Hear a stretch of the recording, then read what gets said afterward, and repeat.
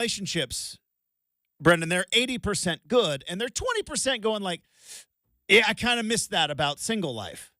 And when you get into trouble is when you start focusing on the 20% as opposed to focusing on the 80% that is very, very good. And that 20% is like, oh, man, just on the world anymore. Yeah, that's not my world anymore, and that's great, and I love it, but yeah. I just... No, I feel it. Generally speaking, I am... what must that be like? Well, generally speaking, it's funny that you say that, Justin, because my family gives me such a hard time because normally I don't do things like... The reason that I can be like, oh, yeah, I may or may not go down tonight is because I planned for it all week for either possibility. But my friends and family give me such a hard time for saying, oh, we got an event at 5 o'clock. Well, if we let Brenden know by 2 o'clock, he ain't coming. So it's like, I am one that usually needs time to like prepare myself for something. I'm not really I am that same way. Fly by the seat of my pants, and I should say. Think it's because morning radio just beats you down. That too. And I love morning radio because, look, this is where the big boys play. And I also like the fact that most of my day is already done before you guys even get up. But, yeah, the idea of, hey, want to meet us for happy hour? No. I'm sorry. I've had that a few times. I can't. Because your happy hour is my evening, right? Your 5 o'clock is my 9 o'clock. It's like when I always felt bad when you're like, hey, what are you doing this weekend? I'm working. Tuesday is my Saturday. Yeah, like people that have like jobs where you have to work on the weekends. It's like, oh, what are you doing this weekend? I'm going to be working. Tuesdays. It's like, oh, hey, you want to meet us for happy hour? It's like, no, you got to realize that's my 9 o'clock. Anywho, we got football to talk about. We want to talk about first, Brenden. We got 6 minutes. Grab bag here. Do we want to talk Tua? Do we want to talk Josh Allen? Or do we want to talk about what the heck happened to Arizona State last night? Got to start with what the heck happened to Arizona State because that is because that's a team that we could all learn a lot more about sooner than later. The Texas State Bobcats, baby. Maybe potentially, you're right. But here's the deal. I love college football and I defend college football. But man, how does this happen? How on earth do you have a game in which Arizona State has won the game? So here's the scenario. Here's what happened. It was Arizona State's up. It's 4th down with the ball, 2 seconds to go. They do the snap, burn 2 seconds, then take a knee. Ball game's over. Well, as we have seen in certain stadiums, sometimes the old clock operator has a quick draw, and somebody up there gave a home cooking clock. Word got down to the officials that there may be a second left on the clock, that maybe Arizona State took a knee 1 second too soon, and that they're going to have to play the final play. Now, here's the crazy part. Again, only in college football. The TV broadcast was done. The game was on ESPN last night. ESPN had now thrown it to SportsCenter. They are unplugging and they are wrapping cables. They had to run out the pylons in the end zone because the game event staff at Texas State had already started collecting the pylons and the covering of the stanchion around the goalpost. Kenny Dillingham was not pleased. He was unbelievably upset. And again, I've always said the thing that I kind of like about college football is its imperfections, but what on earth is happening here? What on earth? And I realize it's not a Big Ten or an SEC game. Doesn't matter. It's an FBS game. Arizona State's 3-0. They might now they beat Texas State on the road by 3, but they're 3-0. They're looking to go to. How do you have one final play of a major college football program that gets played after the TV broadcast unplugged? Well, I know exactly how this happens. You don't have a commissioner in college football. At some point, we're going to have a point person in charge, right? At some point, we're going to have to have a point person in charge, right? At some point, we're going to have to have a point person in charge, right? At, like, at some point, we're going to have to have a point person in charge, right? At, like, at some point, we're going to have to have a point person in charge, right? At, like, at some point, we're going to have to have a point person in charge, right? After all this conference realignment stuff happens, which we're going to talk more about that, you're going to have to find yourself a commissioner at some point to go, all right, here are procedures to because apparently, like, you can just replay whenever the official wants to, right? The NFL, and I have said multiple times, I like my Saturday football different than my Sunday football, and I don't want to continue to NFLize. Sometimes the NFL's got some good ideas. And I think their good ideas is the fact that they are very cut and dry as to what is reviewable and what is not reviewable. And this was a mess. This was a mess last night. Now, turnover on downs. Texas State gets the ball. They've got 2 seconds left. They do 2 laterals, fumble, boom, boom, boom, and it's over. But how did we ever get here? So that happened to the Arizona State Sun Devils last night. Also, Arizona State matched their win total from last year in just 3 weeks. So the Sun Devils are sitting at 3-0. Hand up. I didn't think Kenny Dillingham was going to be a very good head coach because I had a sneaking suspicion he could be.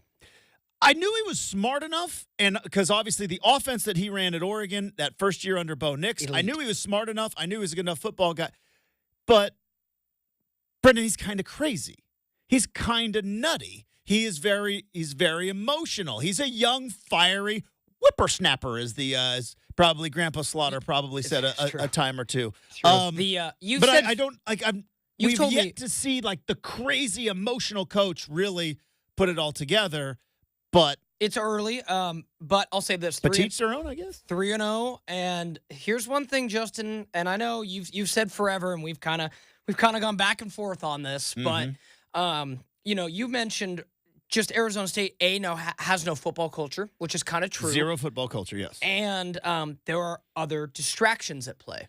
Now, Kenny Dillingham has leaned into that and been like, "Come here, have the experience of a freaking lifetime." Yep. Which, again, I knew more than a few kids who went to Arizona State. They're still missing those 4 years.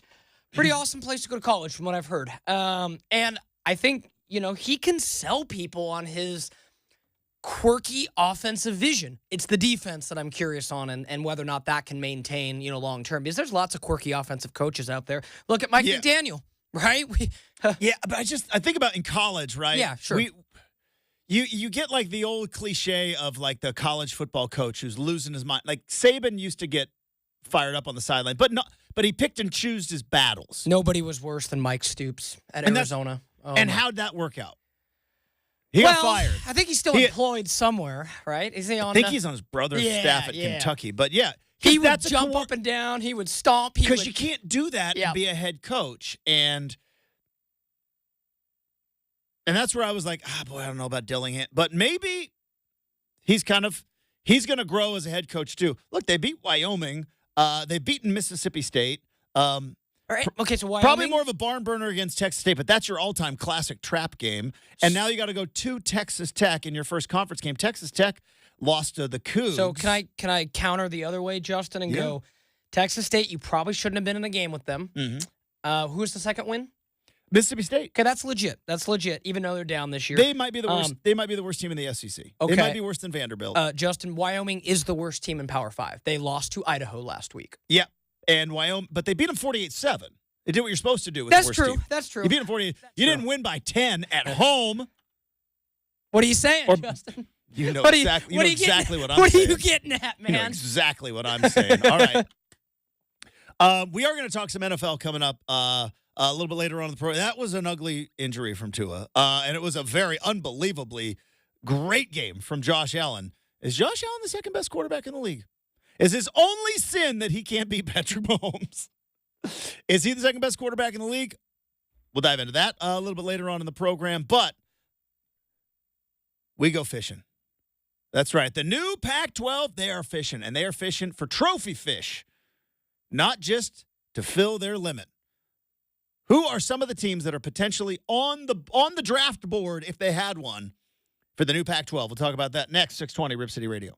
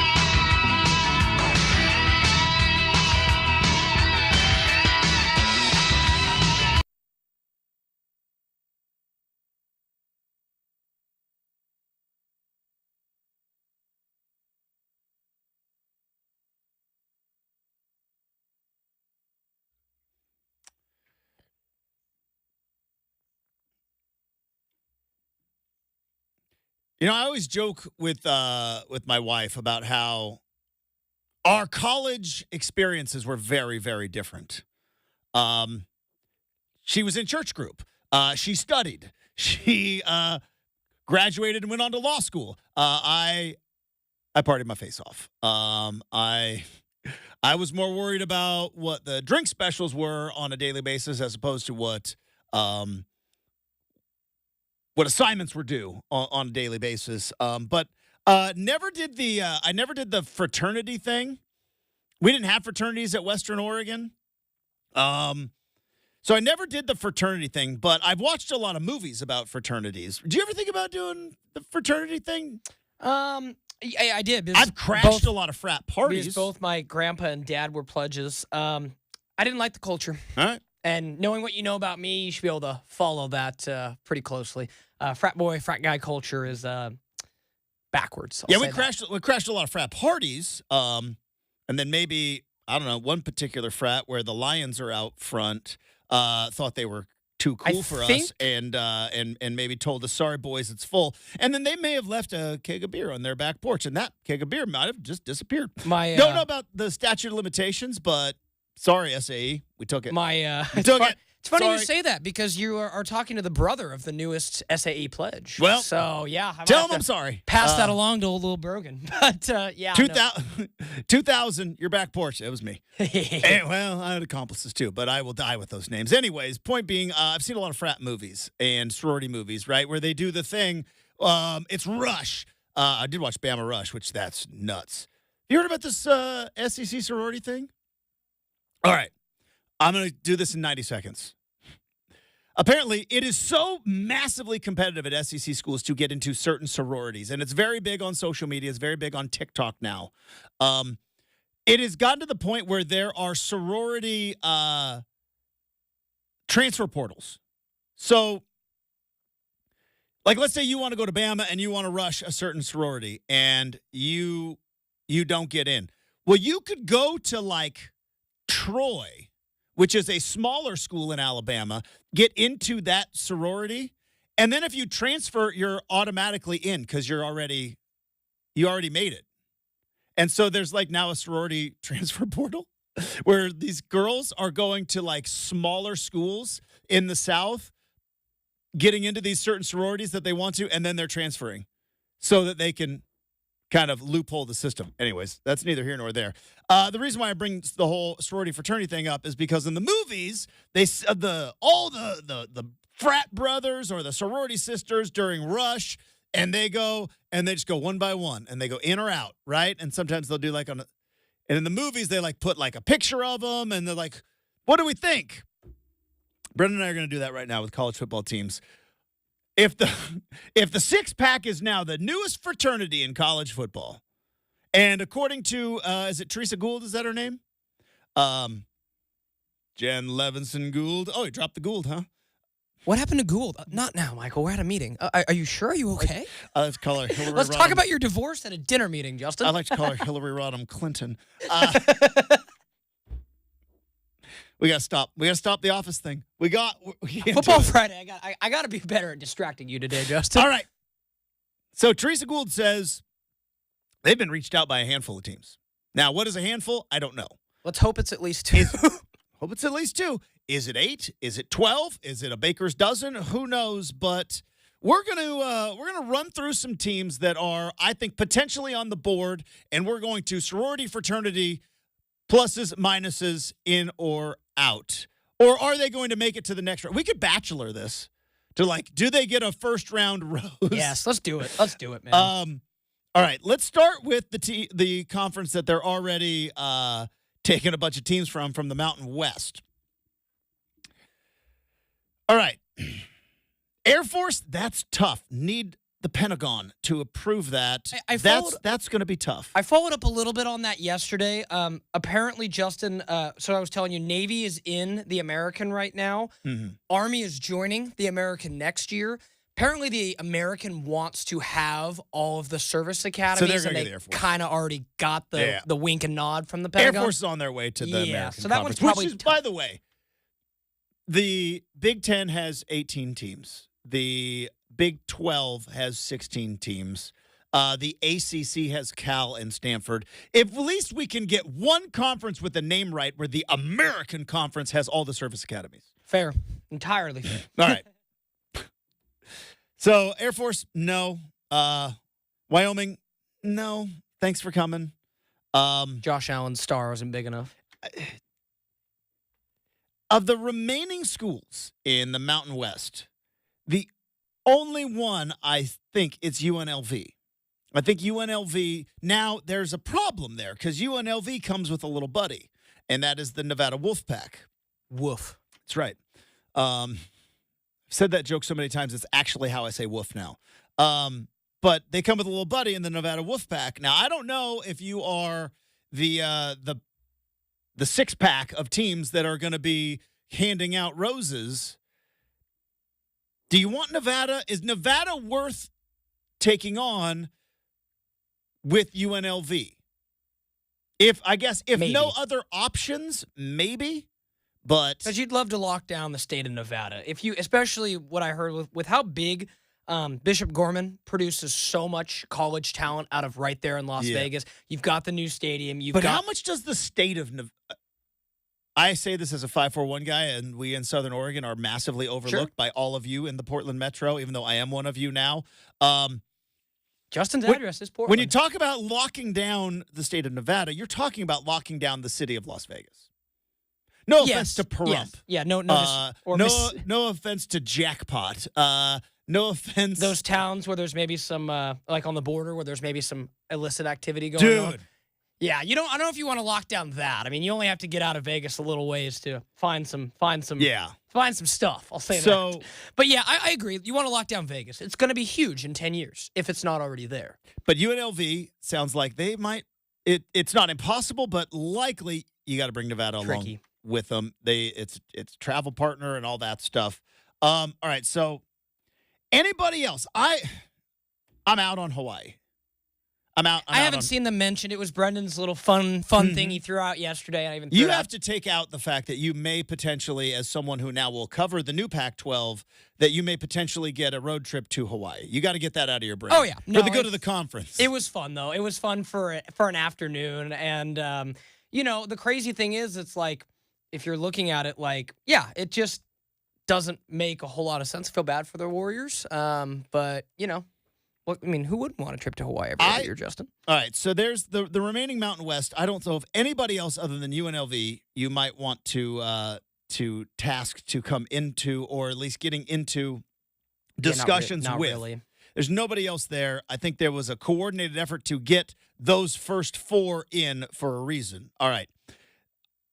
I got nobody in the MAC. They would all be, I think, good, but the MAC, I feel like, kind of has their own identity, right? It's Tuesday. It's MACtion. Those schools have all been playing each other for a long, long time, which so did the Pac-10, but I don't know of any of the schools in the MAC that make the jump and would want to come out west. Let's see. There's good schools there that would, I think, that would be, they would bring like Central Michigan or like Northern Illinois. But I got nobody in the MAC. No, I don't see it either. Again, let's put on the thing that Justin and I joked about this morning, but the Pac-12 is going through right now. You have to meet certain academia requirements. Now, granted, they've obviously lessened that quite a bit from where it was, but they're not going to invite the Jimmies and the Joes, if that makes sense, just to fill 8. They still want teams that they think align with their vision. I don't see anybody in the MAC in that. All right, Conference USA. UTEP is UTEP and New Mexico State. They're the most Western schools. And you got UTSA, too. Oh, and UTSA is right there. Is UTSA? Sorry, American. My bad. I was gonna say apologies, Justin. My bad. Okay, I can't keep all this conference realignment straight, man. Everyone's moving every year. UTEP. UTEP and I don't know if you want to go New Mexico and then New Mexico State and then also bring in New Mexico and kind of create something there. You consider dipping into Florida with FIU. I don't know if that's the route you want to go. Yeah. No, just asking. Just sake of argument. Do you really want to take the new Pac-12 and make the whole Dude, you get Pitbull. East Coast thing? You do get Pitbull. Oh, my gosh. Could you even imagine if you But then there's also Middle Tennessee State where you would get all of the country guys, right? That's a good point. But Growing Middle program. Tennessee, really, since Florida-Georgia line broke up, that's tough. It's a tough look for Middle Tennessee State. All right. But yeah, I don't know. You don't think that with a brand new stadium and Pitbull behind them, that Florida wouldn't be interesting? I don't think so. Fair enough. Nobody in the Sun Belt. App State's not coming all the way. Like, I don't think you want to go all the way to the East Coast, and you would have to create a travel partner. I don't think you're bringing in, like, App State would be the only one that would make some sense, but I don't think they're going that way. So now let's get to the American. This is where it gets kind of interesting. I have said, of all the teams left out of the power schools, Memphis is your biggest prize. They have a big-time fan base. They have a legit stadium. I think they play. What's their schedule this year? They usually play a pretty. They're playing Florida State this week. They play a sturdy non-conference. I think Memphis is your best bet to go and get. Now, if you're Memphis, Memphis can get a game with any SEC school they want, right? They can get a game with any SEC school they want. Do they really want to leave the American as opposed to maybe just playing all these paycheck games? Because Florida State's going to pay them probably $2 million to play them And on they Saturday. might beat them. And they might beat them. Oh, just throwing that out there. But I got Memphis, yes. Here's an interesting one. Yeah, they got a rose, Justin, from my bet, too. There's an interesting one. Rice. I think you have an 80,000-seat stadium. They're in Houston. You haven't gone into Texas yet. Now, Rice has 50. not been good.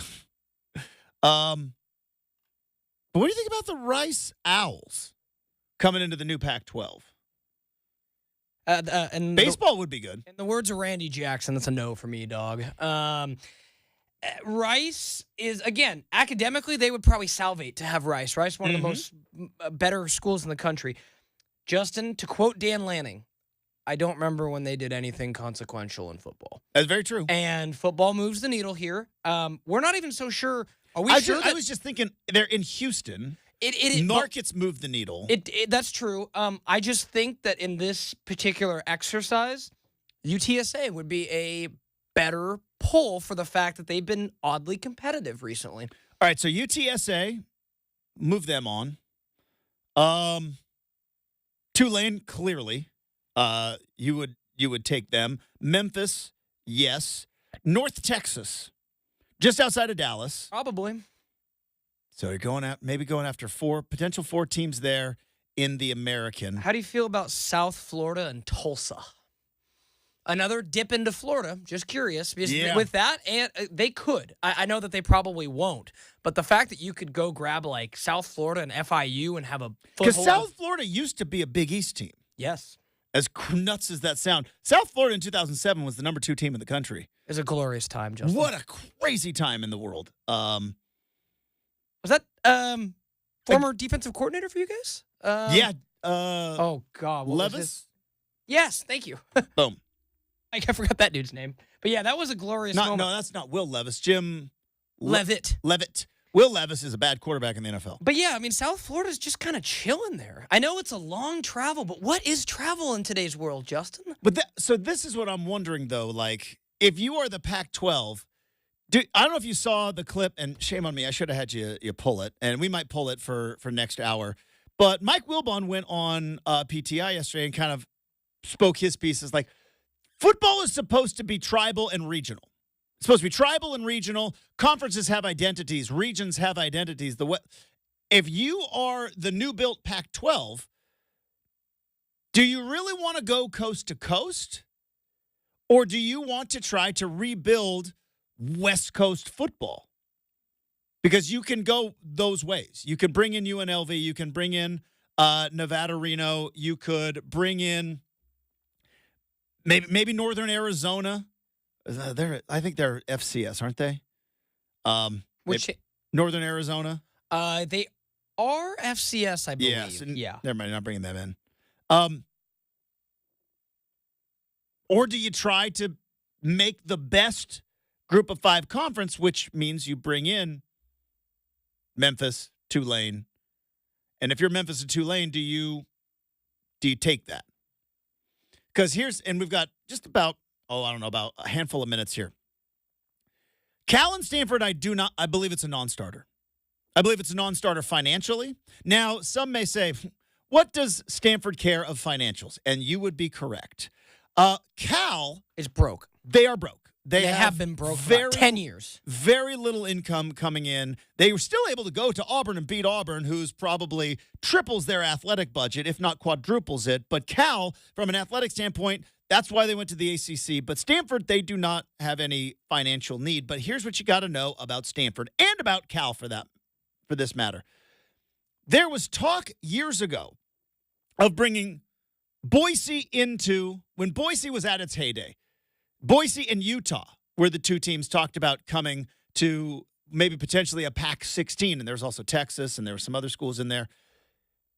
Boise was essentially a non-starter. Same with Fresno, because Fresno was a much better football team back then. Why were Boise and Fresno a non-starter? Because of the snooty academics. What's the rating that you have to have? It's like you have to be part of the AA. There's some group. Academic progress rate. Well, there's that, but there's also like an accreditation that you had to have. You had to be an accredited school by some thing.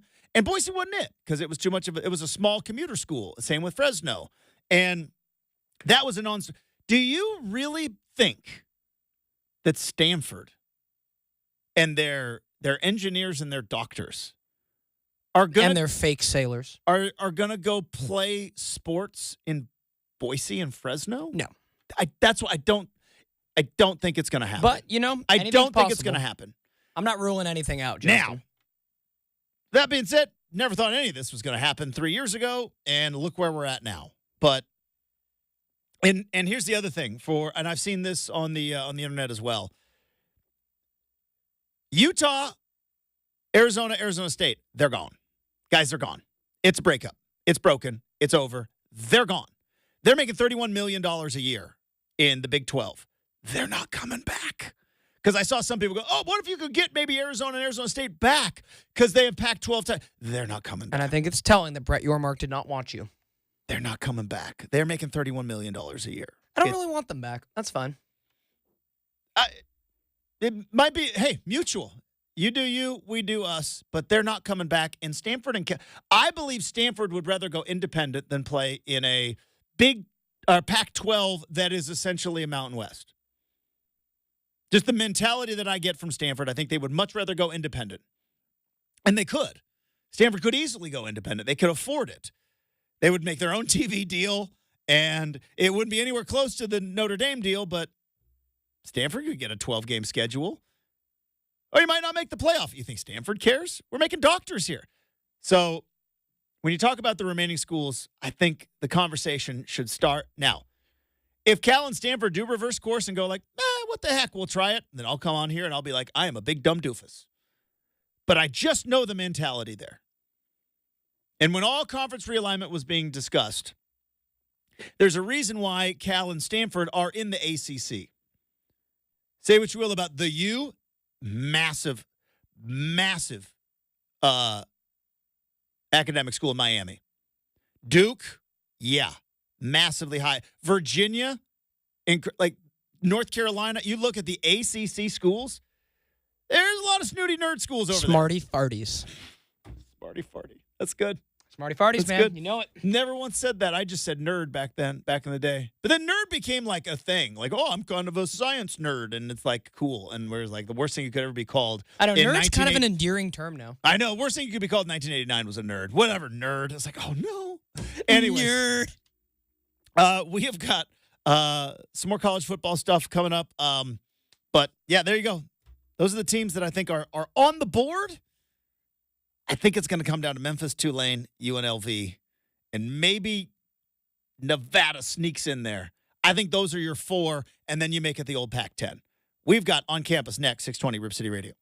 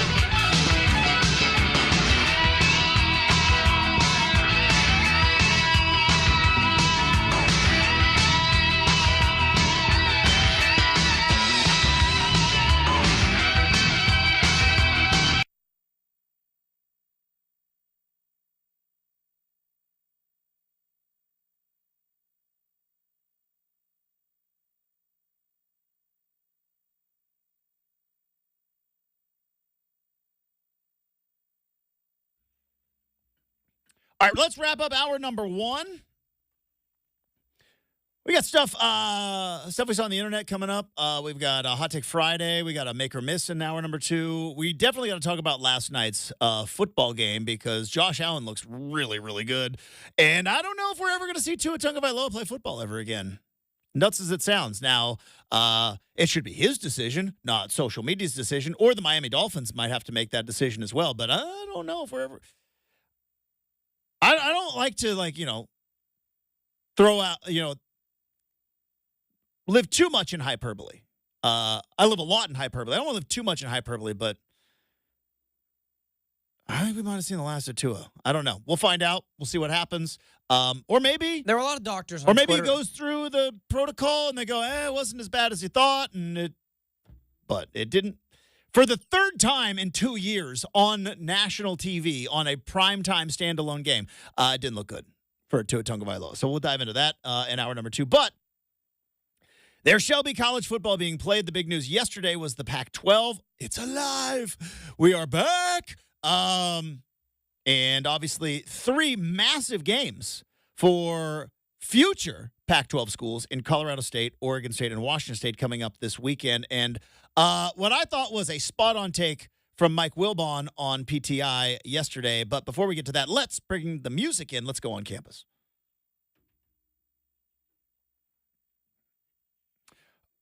So, obviously, a lot of I don't know if it was celebrating that the Pac-12 is back from Pullman and Corvallis as more of a, all right, we got a plan.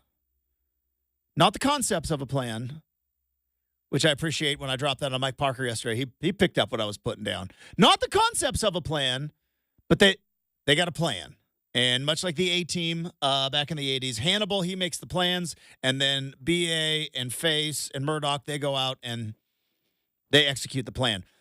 The plan is to clearly build the best group of 5 conference and maybe potentially, over time, maybe sneak your way up into Power 5 if the ACC falls apart, because everything in college football is fluid. But Mike Wilbon, when reacting about it on PTI yesterday, had this to say.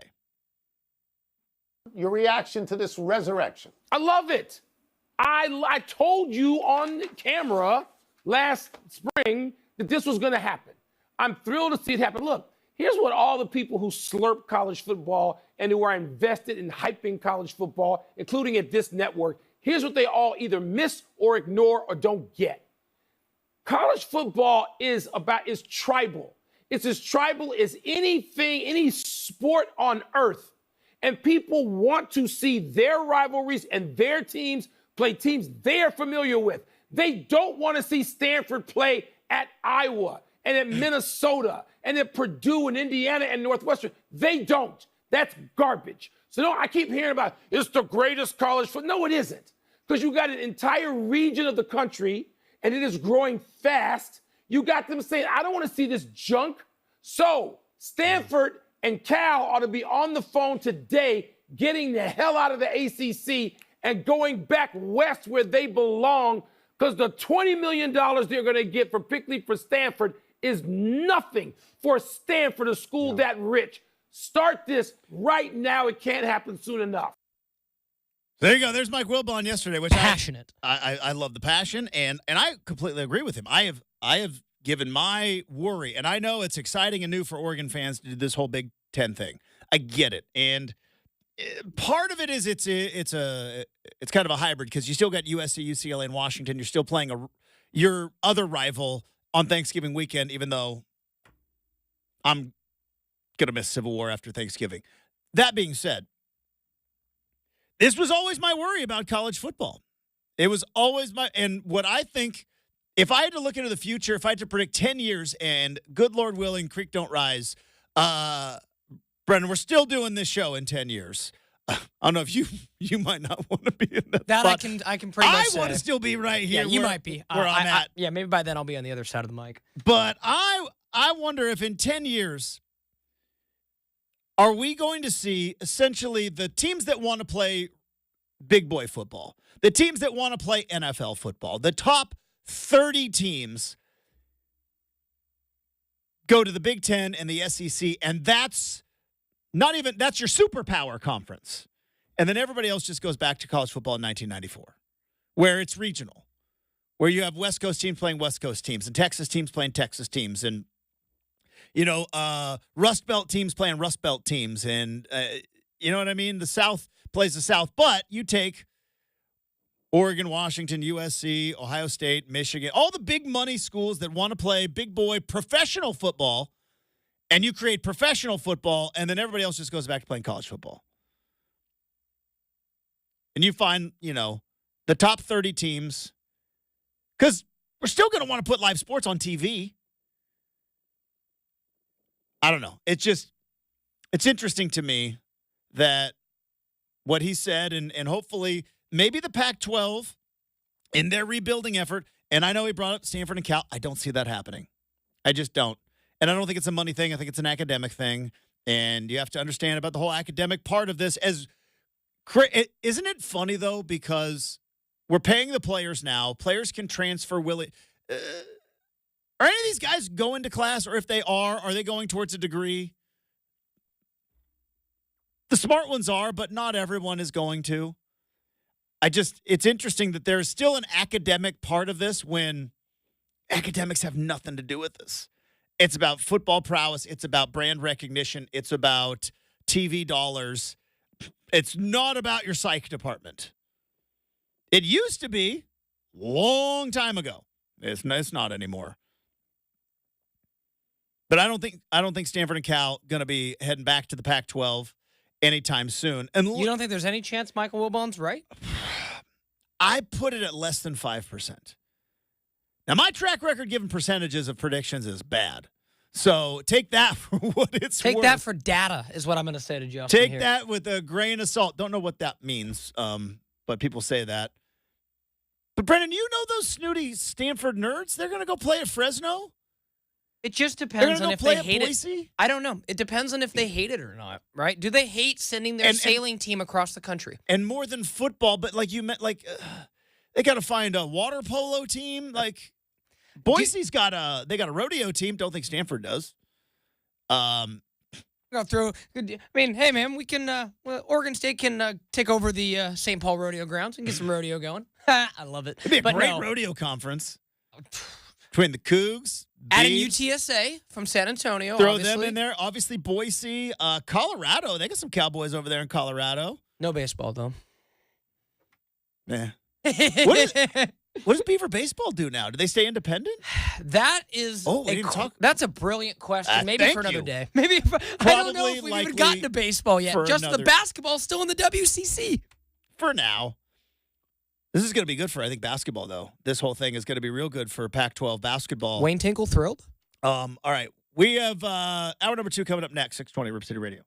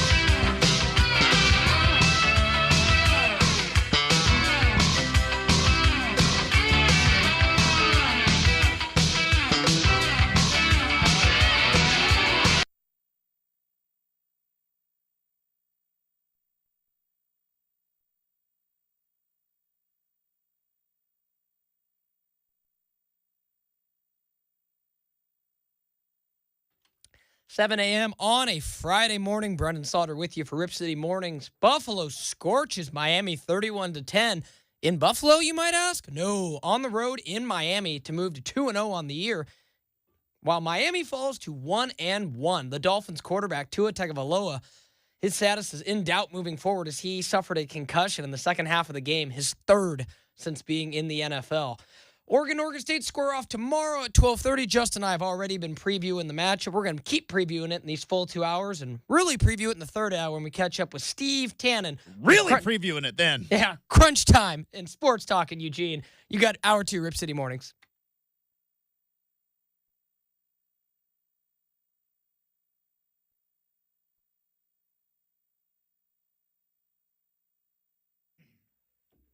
Hey, welcome back to Rip City Mornings, everybody.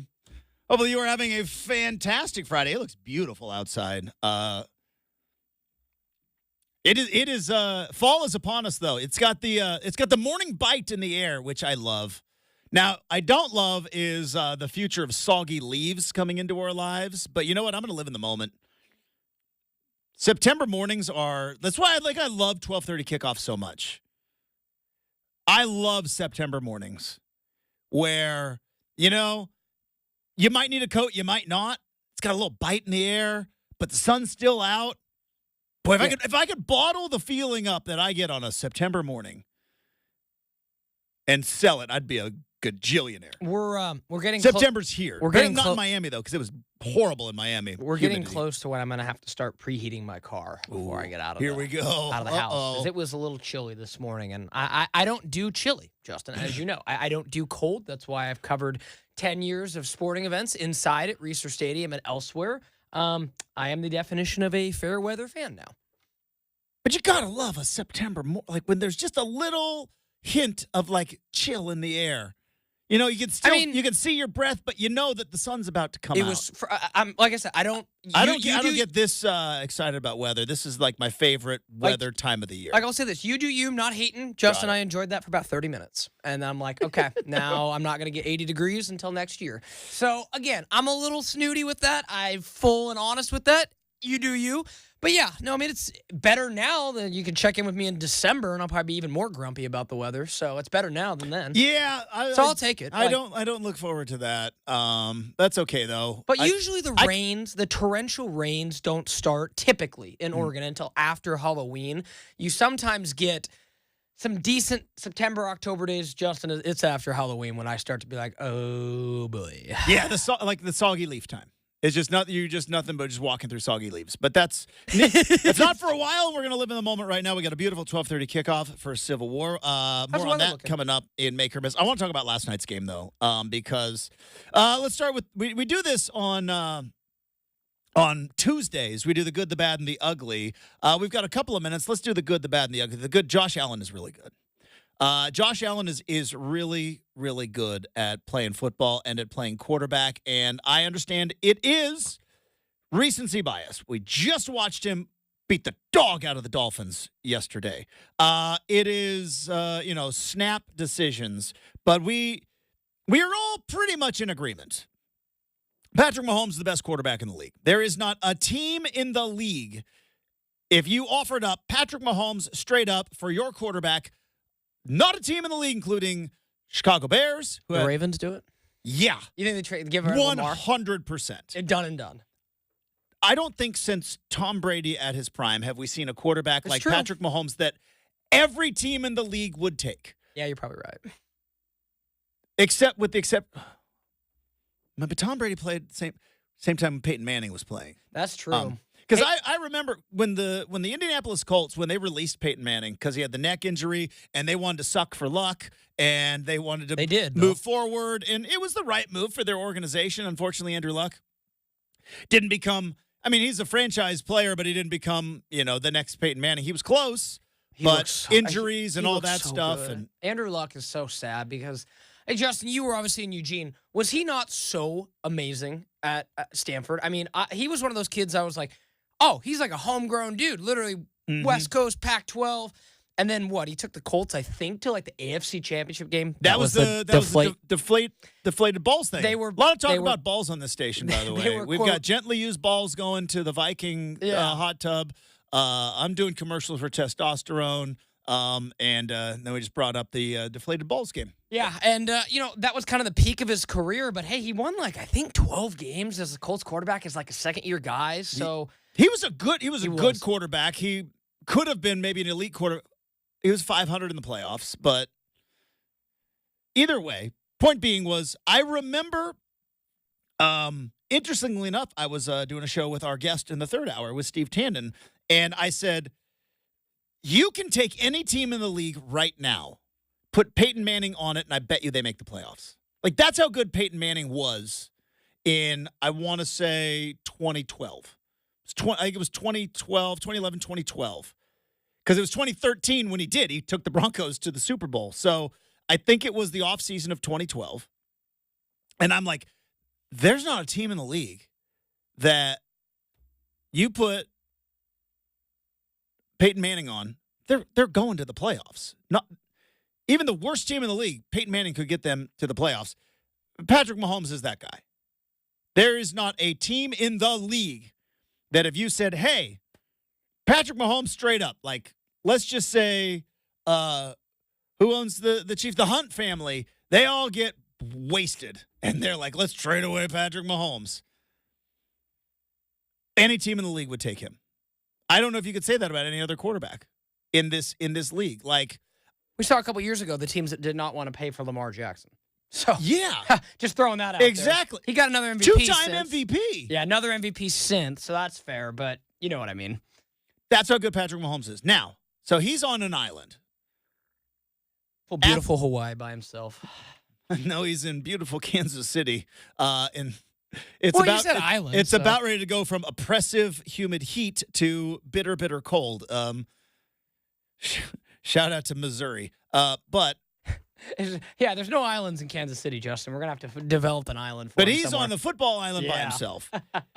Is Josh Allen the second best quarterback in the league? If you were to redraft quarterbacks right now, after Patrick Mahomes goes number one, not for a fantasy team, but even still, I think Josh Allen's still high on the list because he runs as much.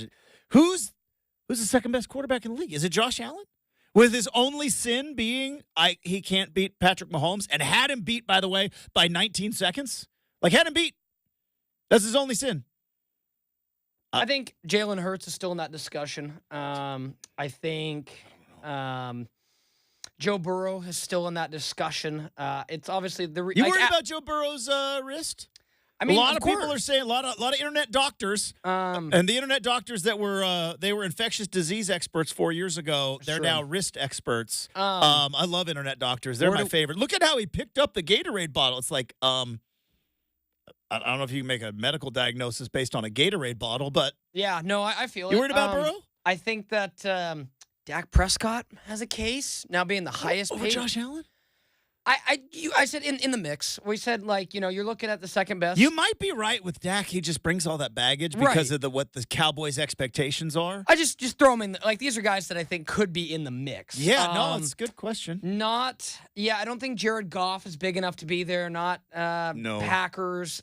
Aaron Rodgers, I think the time has kind of passed him a little bit. Okay, I heard Chad and Dwight yesterday before I went on their show. Ratings galore. And then Lamar. Throw Lamar in there, obviously. But I think Lamar is special in the fact that he fits what John Harbaugh wants to do perfectly. And where does Stroud come in? Right? See, this is tricky. Josh Allen's clearly better than C.J. Stroud right now. I don't know if you give me one of those guys for 5 years, give me C.J. Stroud. Justin loves C.J. Stroud. Yeah. He's your guy, man. You know how just certain things you can never forget. And it's both positive and negative, right? Oh, yeah, totally. DJU is still cashing checks off of that Notre Dame game that they didn't win, but he came in as Trevor Lawrence's backup and scored 5 touchdowns. He's still cashing checks on that game. No other game from DJU since then has been anywhere close to that, yet Florida State still said, come be our starting quarterback.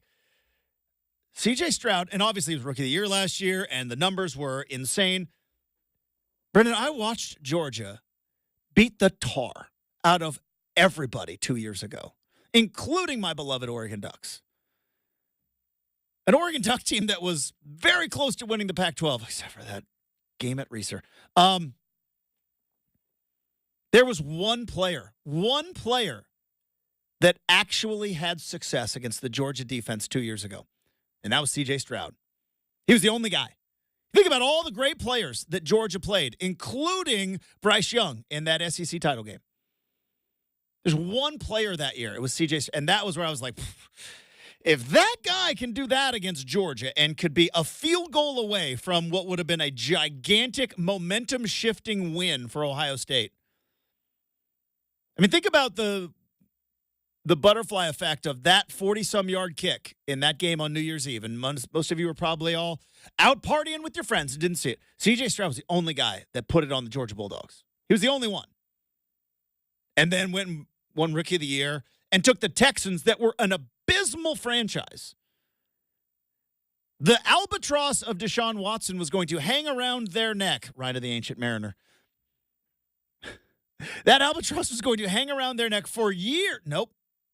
Draft the right guy, put him in place, get a head coach that knows what he's doing. Boom, boom, boom. You're in the playoffs. That's how good C.J. Stroud is. But I don't know if he's better than Josh Allen right now. Right now. Talk to me in November. Because if C.J. Stroud does it again, look out. All right, we've got just a couple of minutes. Is that good? Josh Allen. The bad was Miami's defense. Tua Tagovailoa before he got hit, and then the ugly was yet again on primetime, standalone game. I believe that's the third time now we have seen not only we have seen guys go down for concussion evaluations, but this is now the third time.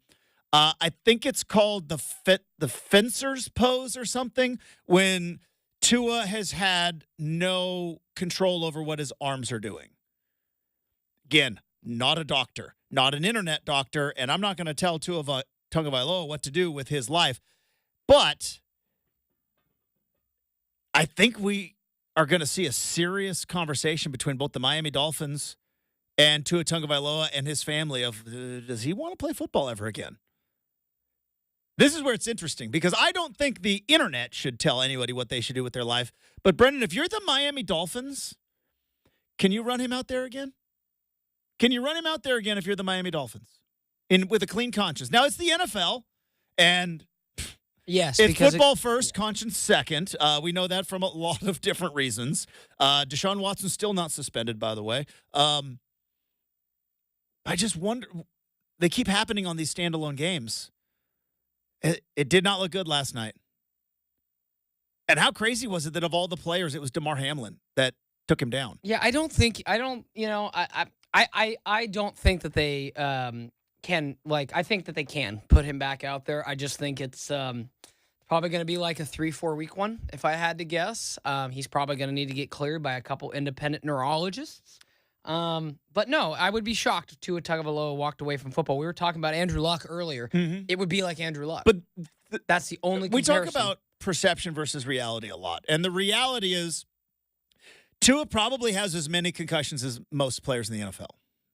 But the perception is this guy keeps having traumatic brain injury because we keep seeing it. And every time we see it, so when you think of Tua Tagovailoa right now, what do you think of? He's the concussion guy. And that perception, I don't know. Last night I was saying, I don't know if we're ever going to see Tua ever again. Now, that's in the moment. That's might have been a whiskey or two deep. But having about 12 hours, are we F1 50-50 on this? Of him playing football ever again? I don't know. I'd be shocked if he doesn't, but that's just me. Yeah.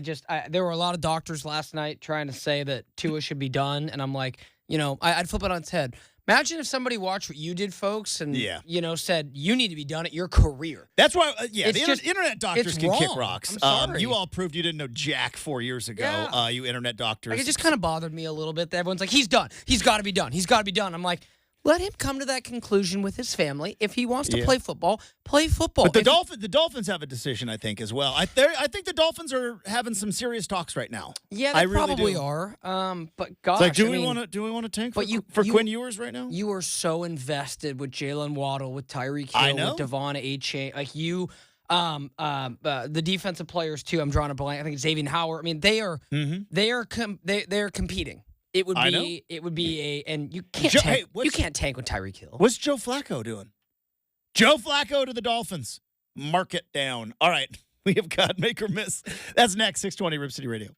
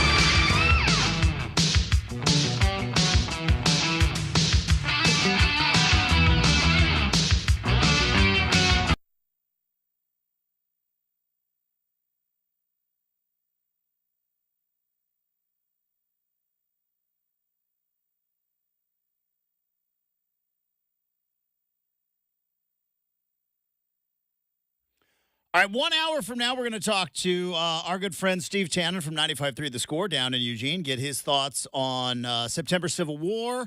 How are the locals in Eugene feeling about this team? Obviously, I know a lot of people with a lot of emotions on the internet is what I'm seeing over the first 2 weeks for the Ducks. And there's a smidge of panic. I understand it. Not really what we thought we were getting, but I'm curious what the folks down in Eugene are feeling. Is there still a sense of optimism? Is there a sense that Oregon's going to be able to kind of wake up and snap into place this weekend? I don't know if that's the case, but we'll talk to Steve Tannen about that 1 hour from now. We also have some Hot Take Fridays, which I contemplated retiring from Hot Take Friday, but because my hot take last week was so atrocious, so bad, maybe one of the worst I've ever had. But you know what? Brenden, you got to get back on that horse when it comes to hot takes. You can't just quit. You can't just go out like that. You got to get back on that horse. So Hot Take Friday coming up in about 25 minutes on the big show right now. It's time for Make or Miss. Here we go.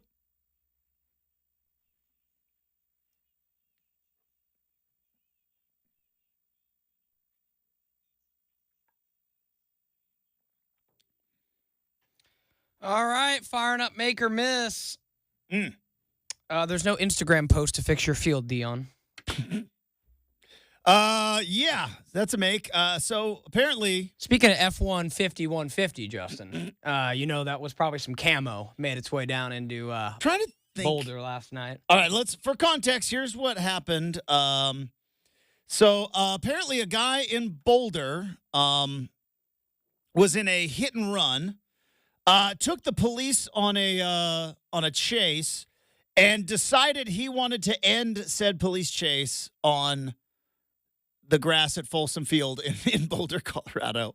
I know he ended up with his shirt off. That's not a surprise. Anybody that's ever watched Cops. But he trashed the field. I mean, this he spun some donuts there. Dude, Dion is. I mean, how do you think that call was when they called Dion and said, "Sup, Prime? We had something go down." Thank God they're not playing at home. So this they're weekend. playing at Colorado State tomorrow. They tore. I'm looking at the pictures. They tore that up. Very nice car to go tear up that field too. I thought it would be an old school, but that's a brand new. Looks like a brand new Tundra, man. I'm trying. Yeah, I had the. There we go. Yeah, it was a Tundra. That is definitely. I knew my that truck. is a Tundra, and that is a redneck with his shirt off. Yes, sir. Boy, if I ever saw one, because the back of that the back of that bed is full of stuff too. Yeah, this is Yes, sir. This is. I don't want to say what I don't know, but I'm going to say townie. I'm going to say not a student, or maybe not an alumni in the greater Boulder area, but They've named him Carl Haglund. way to go. Of course it was a Carl. And by the way, if any Carls are listening, we appreciate you and thank you for hanging out. And we apologize for this Carl ruining it for everybody. But Okay, this is yeah, it ended up like this is weird. He's from Massachusetts. What the heck is he doing in Boulder? I don't Now know. that's a great. Maybe visiting some family. That's a great question. So is that a rental? Had Probably or did a he drive rental? out here? Questions, right? But yeah. Give me the investigation. I need it. So the thing I saw was he got in a hit and run and then led the police on a chase that ultimately ended up on the football field. But did the cops pull back because they didn't want to drive on the field as well? I mean, you guess you kind of had to. I guess so. Because you can't have 5 cops my question is, along with a Tundra all on the field. my question is, did he drive the Tundra down the ramp faster than the Buffalo runs down the ramp? Nah. Okay, That Buffalo is moving. I mean, well, the Buffalo, I guess, can only run as fast as the people. But I bet you if they let go of that chain, Would drag them, dude. that Buffalo would be. Will you look that up? How fast can a Buffalo run? I'm going to say 22 miles an hour. Unfortunately, Justin, we've learned throughout history not faster than men on horses. That's why there's very few of them left. Yep. Right? Thankfully, we brought back the bison population. It was a little scary there for a minute. They can run 35 miles an hour. 35 miles an hour. And they can hold that for 4 to 5 hours straight. Think about this. Magnificent beast that they are. Could you just imagine, like, you're out there on the plains and, like, because you've been walking across the street when, like, a car pulls in at, like, 20 miles an hour. And if you get a little too close to a car going 20 miles, you're like, whoa, easy, buddy. I'm walking here, right? Could you imagine a full-size buffalo just barreling down on you going 35 miles an hour? Oh, my goodness. Yeah, it's pretty my goodness. Yeah, it definitely – the buffalo was running faster in that truck. I mean, since we're talking about it, Justin, just live in this world where, like, could you even imagine what it – like, just knowing what we have now, how at one point you could have – like, there were more – there probably as many buffaloes there were people in this country at one point. I'm fairly sure there were a lot more. Like, there were 60 million buffalo at one point, and in the 1800s. And it's like, thankfully they're not an extinct animal. But, like, that must have been like. They're coming back. Oh, yeah, they're raising them because, absolutely. Workout bros like me know that, like, bison meat is, like, super high protein, super lean. It's one of the best things you can eat. That's maybe why we ate it for years. Dude, I grabbed that at Costco. It's so good.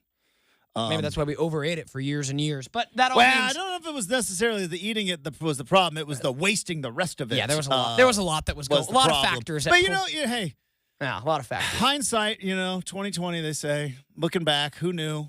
But just what it must have been like just to go out and say, oh, yeah, there's, like, thousands of buffalo. Like that. I mean, we're going to be like the Gen Zers who like look back at like the 90s and go, how could you if we look back at the 1800s and be like, how could you guys, if I was there, I would not have wasted any buffalo. I was like, knowing Justin, he would have been like, yeah, you would have, just like everybody else. Justin would have had a giant homestead and been like, I got a buffalo. We're going to use every part bit of it, man, I definitely down to would the not hooves. Isn't maybe that's funny. Maybe everybody does it when they're in their 20s or something, but yeah, just all the kids that are like, well, but if I was back then, I would have stopped Hitler. It's like, you would have? Really? Okay. Got it. I think that's easy to say. It took the Allied Army like years. They eventually did. All right. How did we get on this? Yeah, we went this through, is all time. Justin, yeah, we went to the Bills, hole. to Buffalo, to Tua, to this, to that. So, so Folsom Field got torn up a little bit. Yeah, they are on the road. Please Colorado lose. State can pull this off. Jay Norvell's a dude, man. Here's the thing, and I've been a Colorado hater. I'll admit it. I'll be a Colorado hater. I think this is the flash versus substance and all that stuff. And Deion Sanders came in and thought he was going to be able to just with charm and bravado just change college football the way it's been working for over 150 years, and he wasn't able to do it. That being said, did Nebraska kind of break Colorado last week the same way Oregon broke them last year, right? Because Oregon broke the Buffaloes last year. Like, whatever illusions that they had of a successful season, they knew when they stepped on that field at Autzen last year, we don't have a chance. They knew it. And now it might have been the first score. And then the same thing happened against Nebraska. Whatever dreams how long, and this is a serious question, how long before Travis Hunter says, I'm not going to take any more hits, I'm going to be the number 3 pick in the draft? Maybe number 1, Justin. Number 1. He legitimately depending might on be. if whatever team needs a quarterback, but he might be the number 1 pick in the draft. How many hits is he going to take playing both sides of the field in a season where they're barely going to make a bowl game? Well, and how long before he quits? I'm looking at not quits, but shuts it down. No, you're right, because I'm looking at their schedule. They got 4 more ranked teams to play. Now I'll say this: it's the versatility, Justin. I would be willing to bet a solid, $5-10 just right now that Travis Hunter is going to be that first number 1 pick, and it's because of his versatility. He's so good. You can have him play wide receiver or defensive back. He obviously will have to pick one. But it's kind of like drafting 2 players. Yeah, that's what I'm saying. So that's insane value. Unbelievable value. I do think that Shedur's star is falling a little bit, especially with his petulance. We've seen adults act like petulant children this week. That's nothing new. But Shedeur, it's like that was a really bad look. The whole calling out Riola and that was. I don't care if you had to leave for the end of the game, whatever. That was just a bad, complaining, sore loser look. Well, and Colorado, that's their narrative now, Justin. It's like they're sore losers. If you do draft Shedeur, now maybe but gets humbled and goes to the NFL, but if you do draft Shedeur, how much of I'm not saying it as a criticism, but as an observation. How much of the circus sideshow comes with him? Because this Colorado thing's been a circus sideshow. It is. It's not a criticism. They film everything. Everything's up on the gram, right? Remember, Shedeur was putting out like merch at halftime of a game they were losing last year. Now, it wasn't him, but somebody didn't understand the timing of it. How much of like the Deion Sanders, sideshow comes along with him? I don't know. Because we've seen Tim Tebow was good enough to be a backup quarterback in the NFL for probably 10 years. He was good enough to be a backup. But what happened? There's a Tebow sideshow that came along with it. Now, part of it was on him.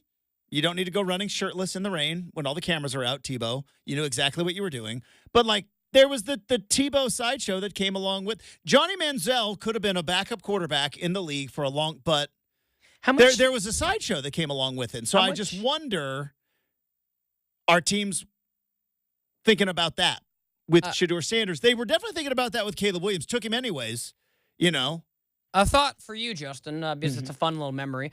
Tim Tebow only had one moment in the NFL. How tough was that to be one moment against your team? It was the worst. Was Troy still active? Right in front of my best friend's face. Okay, so he was still there. Okay, was that his getting near the end, or you have a couple more years after that? Trying to remember. He had a couple more years after that. Got you. But that was his only moment. It was a bad one. It was really bad. Think about it. What other moment in the NFL can you say for Tim Tebow? I remember him more being like when Urban Meyer goes, "Yeah, this is our tight end." It was a perfect storm of what happened in that game. Not that I want to relive that game, but the Pittsburgh Steelers had an unbelievably good defensive backfield with Troy, with Ryan Clark, with Ike Taylor. They had but here's the deal. The last time Ryan Clark has sickle cell anemia. The last time they played in Denver at the high altitude, he almost died.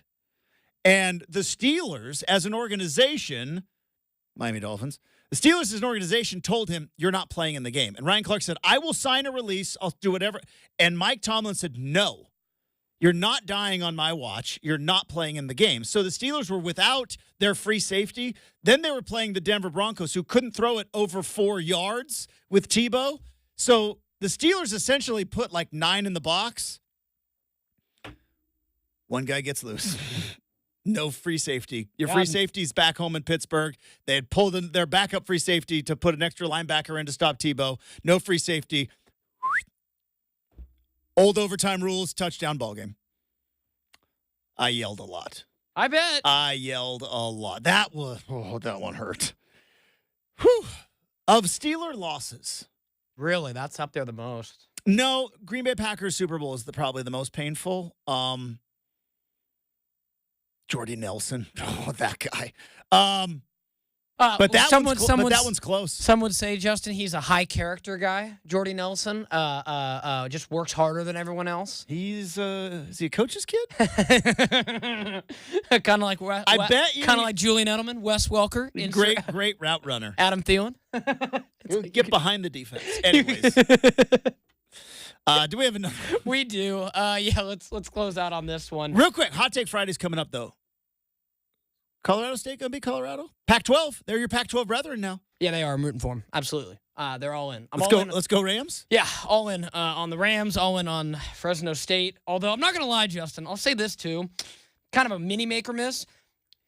We're going to need to improve the fan experience around Fresno for that to be a pack. That's going to be a buzzsaw, though. Yeah, well, I just mean it's not the safest place from what I've heard when Beaver fans have traveled down. There may be some work to do because it might be some hyperbole though too. It could be. I hear people talk about Autzen that way too. I would never go to Autzen wearing the other. It's my wife goes to Autzen wearing husky purple. I mean, Stop more with your kind of like whining. how you've heard the thing, like if you get off USC's campus, you're kind of in a Yeah. area. That's I've true. heard the same about Fresno. That's all I'm saying. Don't go south of the That's Coliseum. all I'm saying. So maybe because Colorado State, beautiful campus in the stadium in the middle campus. San Diego State, beautiful new stadium in the middle of a nice campus. Right next to the Gaslamp District, I think. It's true. And then Boise, obviously, what's out there other than blue turf? Yeah. So interesting enough. But yeah, let's But go. you said you went to Boise once as a child, as I a was lad, heckled. and was felt hard. like it was a little intense. It was hardcore. My cousin and I were 8 and 9. That might have been the first time I've heard an F word. Like, it was bad. I remember my dad and my uncle, they were about ready to fight these Boise State. What? Talk about like just as a kid growing up in those first games you go to, and you learn about things. Oh yeah. Like it's again having a couple. Oh my goodness! Because we used to sit in the in general admission at Autzen Stadium. We sat in the end zone, and let's just say those are the lowest price tickets. I know what you mean. All right, family of 5, 2 teachers, lowest price tickets. We sat in the end zone for years. I learned some stuff. I bet. Brenden, I learned some stuff in the old East End zone of Autzen Stadium. Yeah. Oh, yeah. I remember it well. I mean, again, like my cousin and I are 8 and 9. I think my dad or uncle are probably in their early 30s. So after college, but in their 30s. And here's a bunch of drunk Boise fans yelling swear words at kids, little kids. Yeah. And that memory has kind of stuck in my brain for a long time. Granted, Oregon State lost by 30. So, I mean, that. Yeah. It's one of those games. It's a you think you're better than me game. Totally. You know? So in hindsight, do I sit there and go, oh, I'm just traumatized? No, but I'm like, that was my initiation to when you go to other stadiums, they don't like you at all. Yeah. And then, it was funny, Justin, my first experience at Autzen was the same year, right? So 03, maybe Boise was 04, but real close. My first year at Autzen was 03, and my dad took me. And as a kid, I was always just like, same like you just said, always like, ooh, can I go to Autzen? All the Duck fans. And as it turns out, that game was the nicest bunch of Duck fans that we sat with. And Oregon State didn't win, but it was a great experience. I remember tailgating. And 03, yeah. I had my Beaver jersey on, and this kid I was day. playing with had a Duck, and it was great. And that was like the same age bracket, Justin. Yeah. So I'm like, our bitter rival doesn't cuss at a bunch of little kids, but Boise did. I think it was Kellen Clemens. So Kellen I will Clemens always, had a day that. Yeah, that was the 03. game. Steven Jackson's last regular season game slipped all over the Autzen turf. Oh, that was the slippery turf. That was They bad. got rid of that was real a bad fast. one, man. That lasted for 2 seasons, and then That was a bad get one. that right out. All right, that's gonna do it for Make or Miss. We've got Hot Take Friday to wrap up hour number 2 next. 620 Rip City Radio.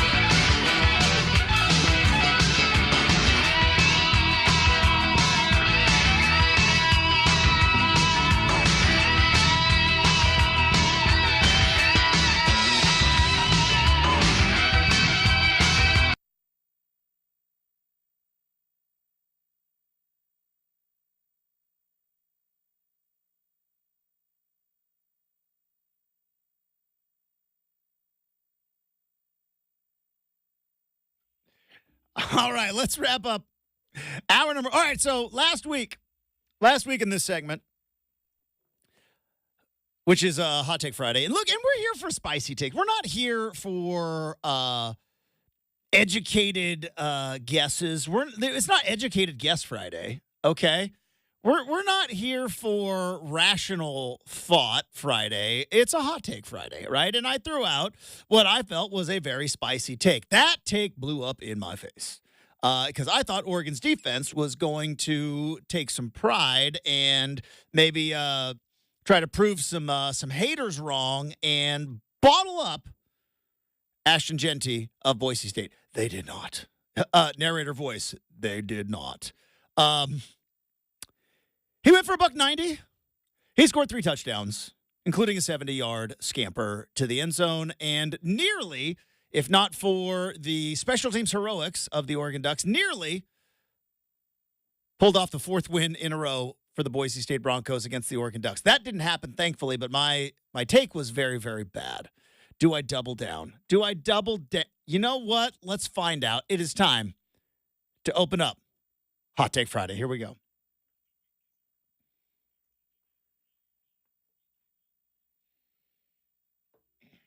All right, I'm doubling down.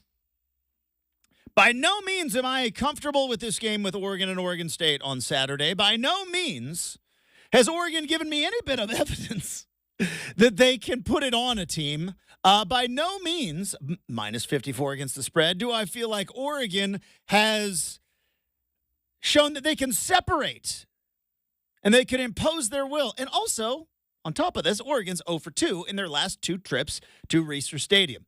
That being said, there's going to be a full crowd at Reser.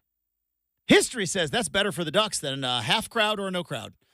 First time since 2018. That was a nasty blowout in Oregon's favor, too. Exactly. So, full crowd for Oregon at Reser. Hot take, Ducks win and cover. 17-17. Ducks win and cover. I'm not comfortable with that, but it's a hot take.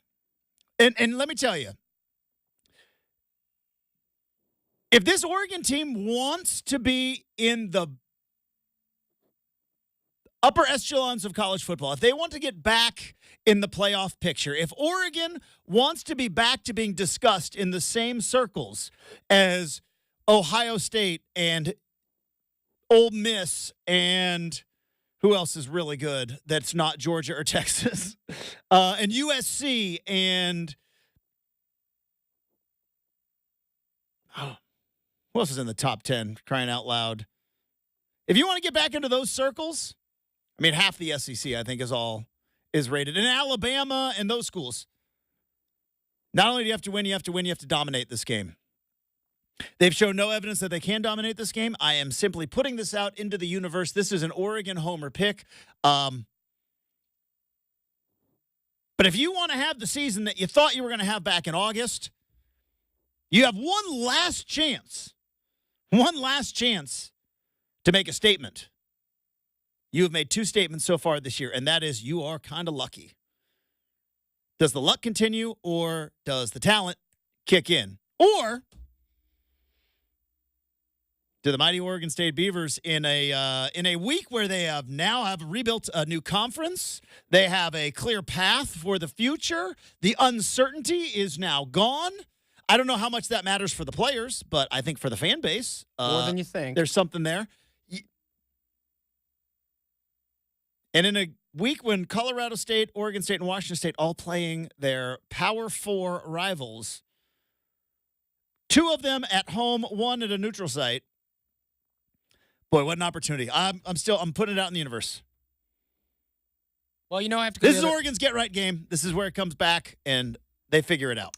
Well, I have to and go. I'm solely uncomfortable making that declaration. Well, I have to go the other way. Oregon State will cover the spread, and here's why. All right, because where are we at right now? Let's get an actual 16.5. 16.5. All right, 16. Ooh, some money coming in on the Beavs this morning. So we're going 16. That's the number. Let's go, baby. Okay, so Oregon State. Here's why, Justin. Oregon is objectively a better team than Oregon State this year, no doubt. But Boise ran for nearly 230 yards at Autzen Stadium last week. Mm-hmm. Oregon State has a better offensive line than Boise State. Oregon State maybe doesn't have a better running back, but they've got two guys who can match what Ashton Jeanty could do.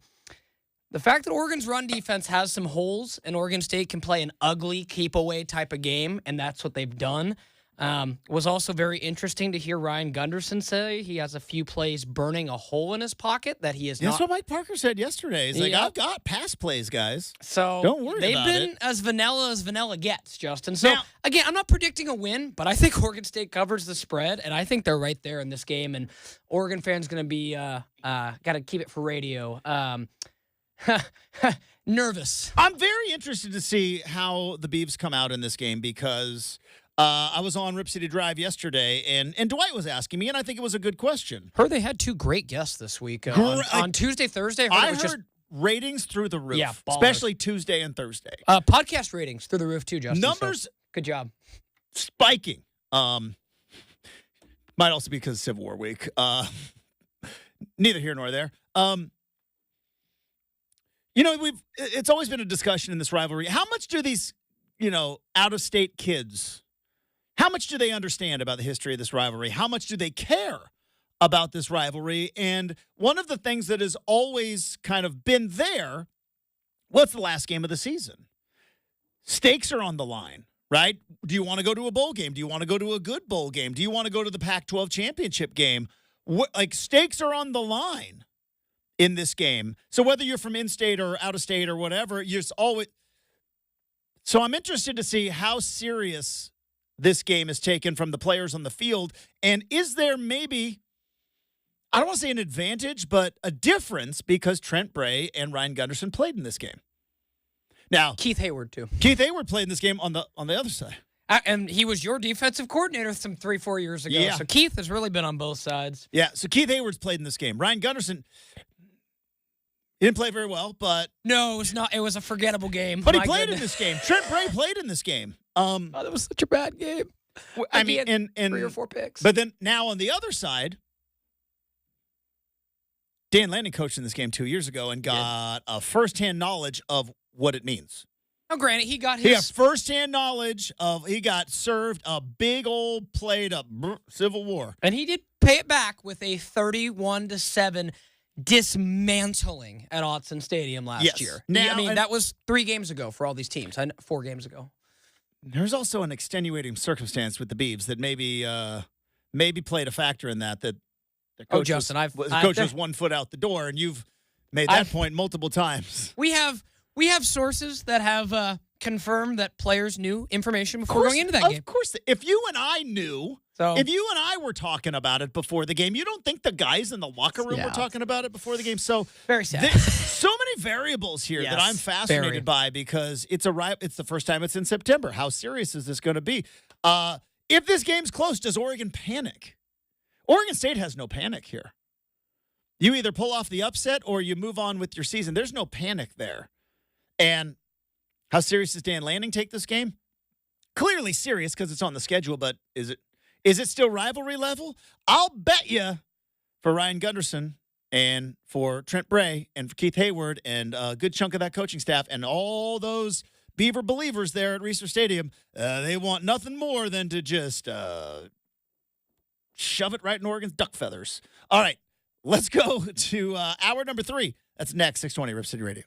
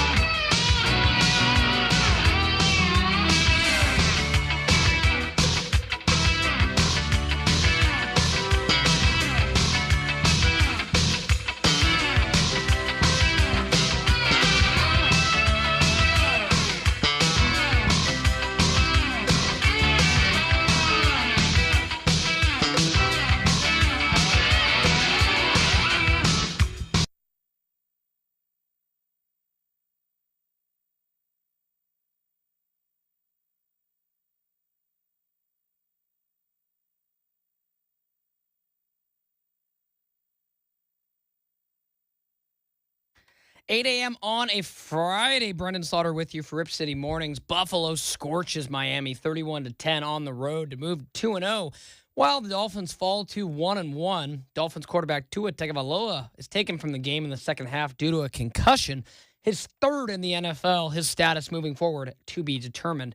And Oregon State going to be squaring off at Reser Stadium tomorrow at 12:30. Coming up in about 20 minutes, we're going to catch up with Steve Tannen from Crunchtime and Sports Talk in Eugene. Learn a bit more about the game. You got Rip City Mornings.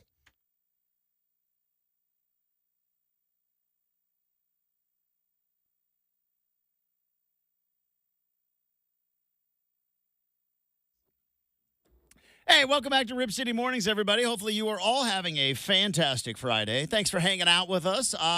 If you are new to the program, welcome. If you like what you hear, maybe tell a friend. Maybe tell two. That's enough for now, but we would really appreciate it. And if you are a returning customer, hey, thanks for coming back. And if you could tell a friend as well, that would be fantastic. Obviously, a ton of football to dive into here in the third hour. As Brenden just told you in the update, my old pal Steve Tannen from 95.3 The Score in Eugene is going to be joining us to preview Oregon State. Lines moved back to 16. Oregon has shown nothing in the first two games that they are capable of putting it on a team. And I know there is still a lot of Oregon fans that think, and not even just Oregon fans, but like I pay attention to a ton of college football media, and there's a lot of people in the media who think, is this going to be the game where Oregon can snap into action? And I think one time, you can write it off. Two times, just a bit of a coincidence, and a couple of fumbles, and Gentie's really good.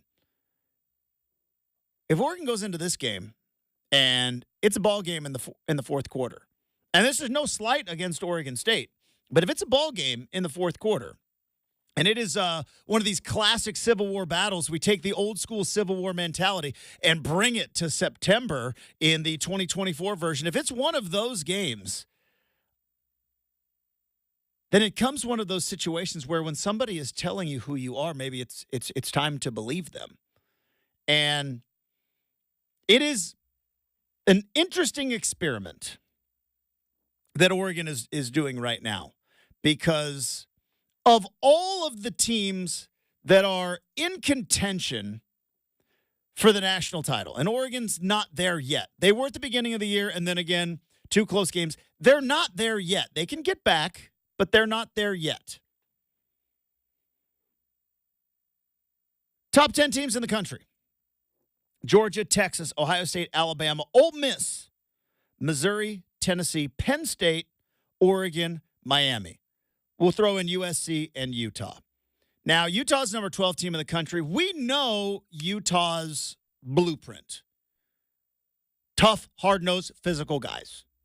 And I'm going to be very curious to see how Utah does in the rest of the Big 12, because I think Utah, much like the Stanford of the Jim Harbaugh days, a ton of their success, sure, was because they had Andrew Luck.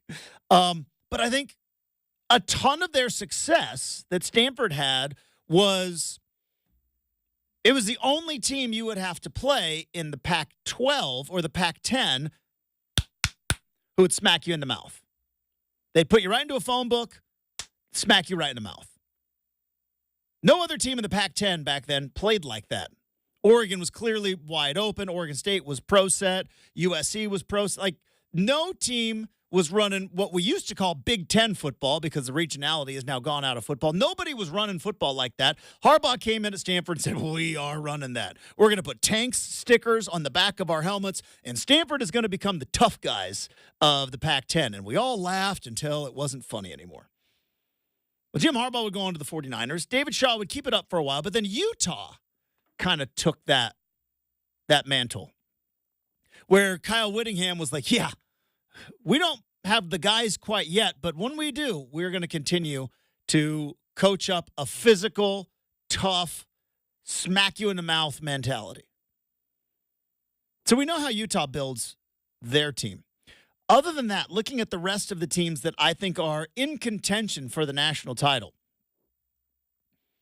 Georgia, Texas, Ohio, Alabama, Ole Miss, Missouri, asterisk, Tennessee, Penn State, Oregon, Miami, USC. Of all of those places, Oregon is the one on this list that is not in a recruiting hotbed.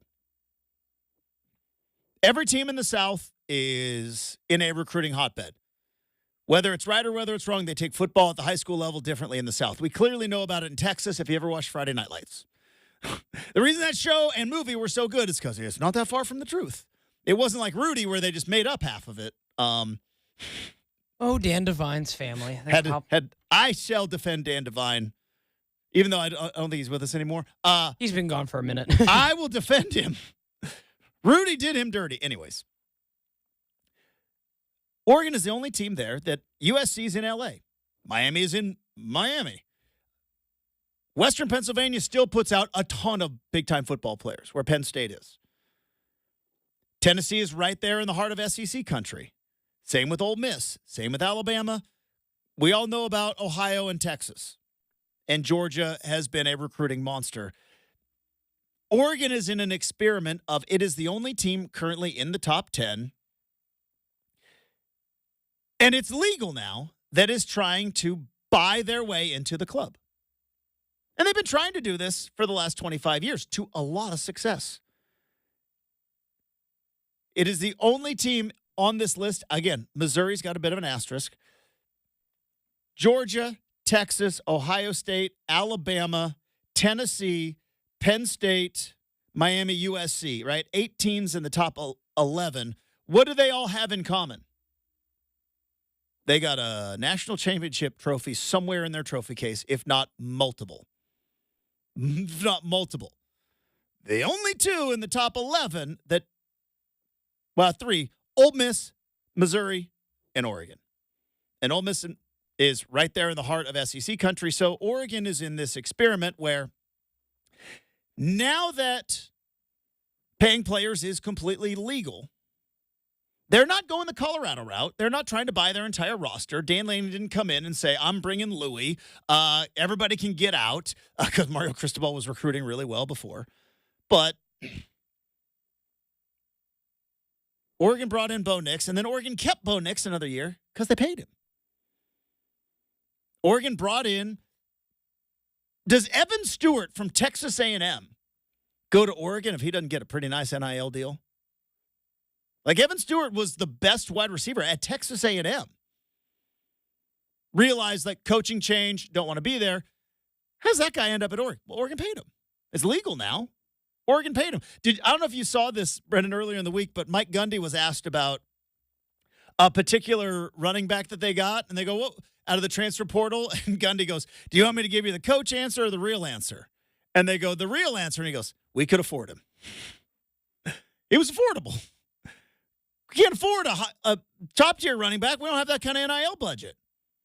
Those, those QR codes, they ripped those off the back of our helmets. NCAA said, yeah, you can't do that.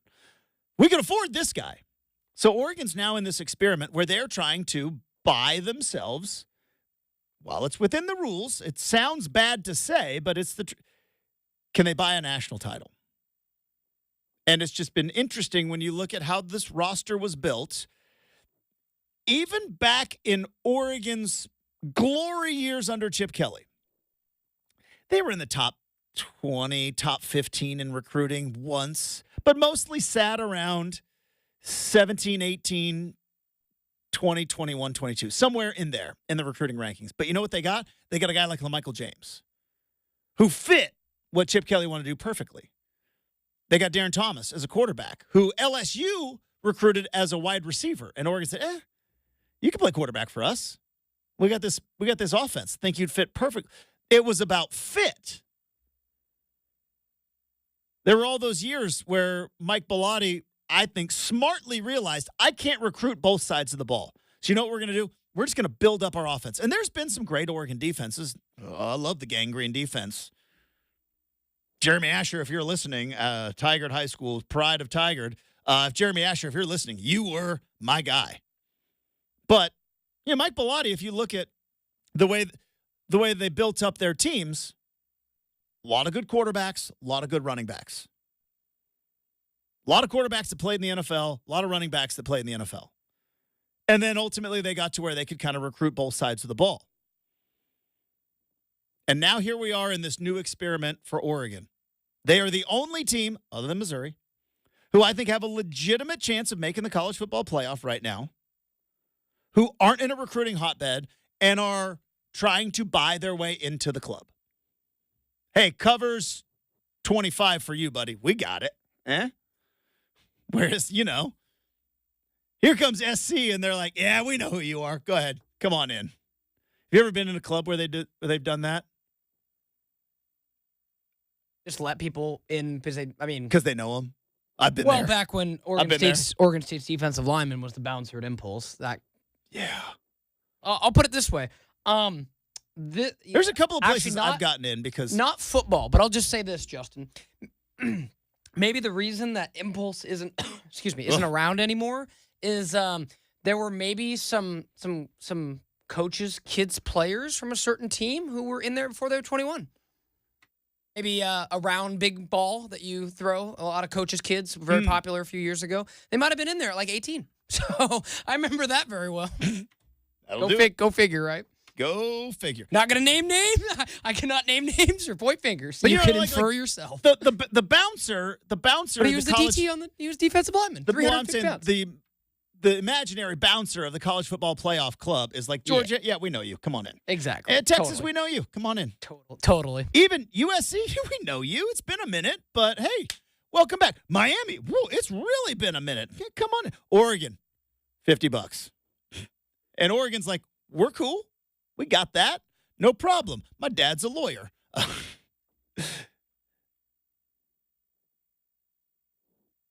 Can they pull this off?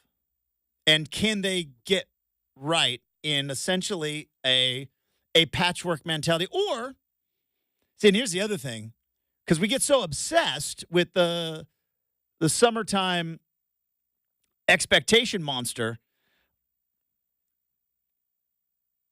You're replacing a quarterback. You're replacing who's in the NFL, starting in the NFL. You're replacing a running back who's starting in the NFL. You're replacing is Jackson Powers-Johnson starting on the offensive line somewhere in the NFL? I know he got drafted. Yeah, I think he started.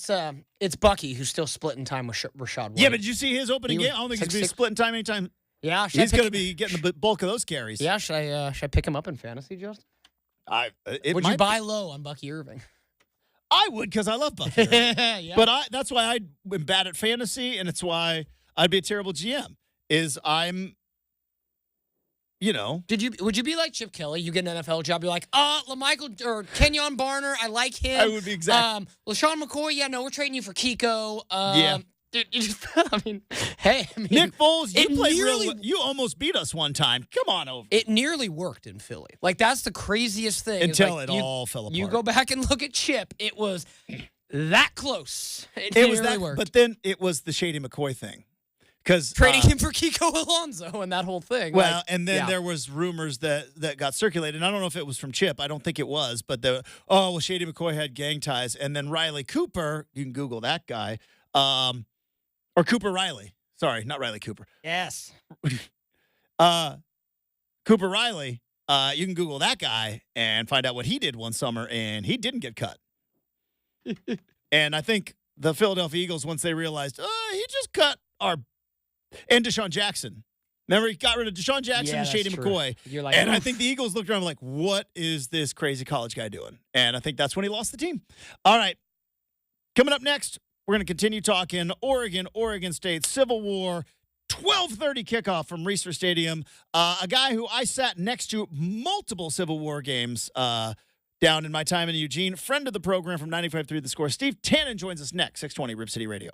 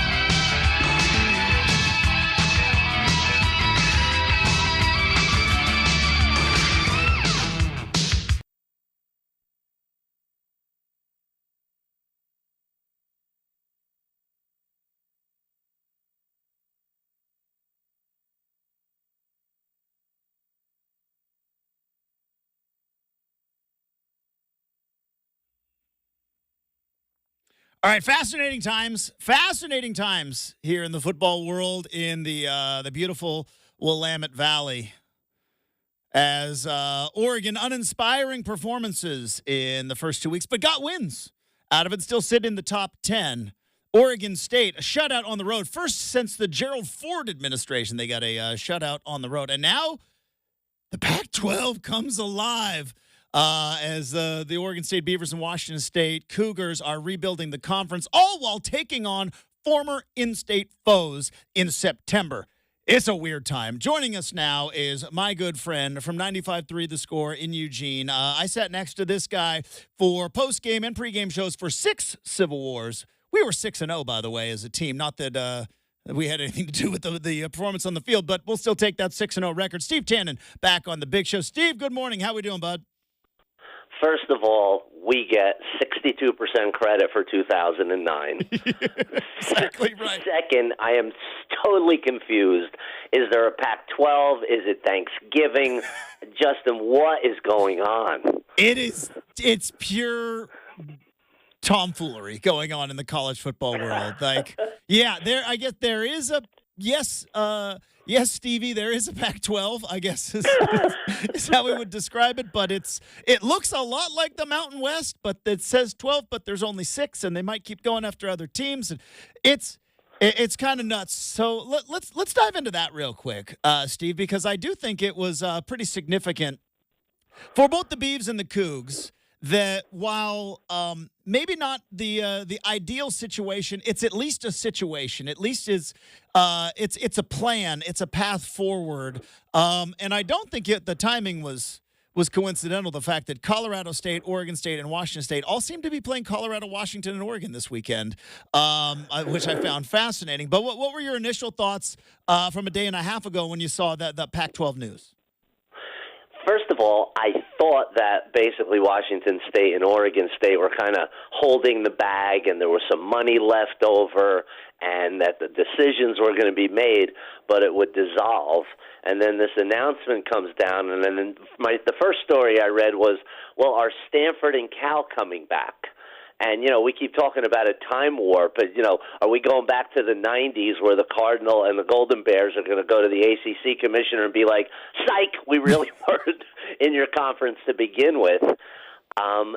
It'll obviously be driven by football money, but where do you go from here? I mean, they're talking about Las Vegas and Memphis, and it's just so bizarre. There's no rhyme or reason. Mm-hmm. For people who are writing articles and talking on podcasts and doing shows like this and say, well, I think this is going to happen, it's like, yeah, you have no idea where this goes from here. What 100%. And you and I, we're both insane Seinfeld fans, and so you remember when Costanza quit and then went back to work and just pretended like he didn't quit? Is that like Stanford and Cal? You're like, no, you're in the ACC. No, we're not. we were never in the ACC. Yeah, you were. Yeah, you put it on your field and everything. No, we weren't. We weren't in the ACC. They just quit and just pretend like they never went. Is that Costanza sitting there? I thought you quit. No. Is that took Cal? That seriously? No, come on. It's just me being nuts. Come on, get real. Is that Cal in the Pac-12 meeting? I thought you guys left. No, we didn't. I've been here the whole time. All right, let's talk about the Ducks, Steve, because obviously expectations, we talked about it this summer. I would say on par with 2001, crazy high expectations after the Joey Summer and the Billboard and everything else and the cover of Sports Illustrated when that was still a big deal. 2014, crazy high expectations. And maybe a handful, but I don't know if I've remembered a team with such high expectations with really no evidence other than on paper for this Oregon team. And so far, and I know you'll appreciate this number, minus 54. That's the Ducks against the spread in the first 2 weeks of the season. Minus 54. Now, they're 2-0, but clearly not the 2-0 start that a lot of Oregon fans thought with crazy high expectations. Before we get into the nuts and bolts, how are the locals doing? How is the sports world down in Eugene taking these first 2 games? Confusion, pessimism, worry? What's going on down there? Well, the first thing is, I don't know in the history of expansion, let's go from the breakup of the Southwest Conference like 30 years ago. Mm-hmm. I don't think any program has entered a new conference with this much authority, this much momentum, and this much of an expectation level. And I think people are like, well, we saw Florida State lose. We saw Notre Dame lose. So playing below expectations is one thing. Blowing the game against Northern Illinois is another thing. So I think there's a sense of, okay, take a deep breath. Maybe we got a little too far ahead of ourselves. And when you lose your quarterback, your best running back, wide receiver, your Remington Award winner, all they lost in the secondary, all they lost on the defensive line with Dorless and those guys, maybe it will happen, but it won't happen immediately. It's not a just add water thing. It kind of reminds me of the Yankees of the 80s. Oh, we got a problem here. We lost somebody here. Throw money at it. So I would say the mood here is, could I get back to you Saturday night? Steve Tannen from 95.3 The Score in Eugene joining us here on 620 Rip City Radio. And I know we joked about it at the top of the segment, Steve, about how it's so weird because they're playing as a Big Ten team against Oregon State in September. But I still think the beauty of college football is history still kind of matters, right? And tradition and legacy still kind of matter in certain circumstances. So that's where I think this ultimate experiment that Oregon has got going on this year is, if you look back in Oregon's history, you lose a quarterback who was drafted in the top 10, who was in the Heisman Trophy presentation. It's only happened 4 times in the history of Oregon football. I don't care who you get, replacing that guy has always been hard. It's always been difficult at Oregon's level.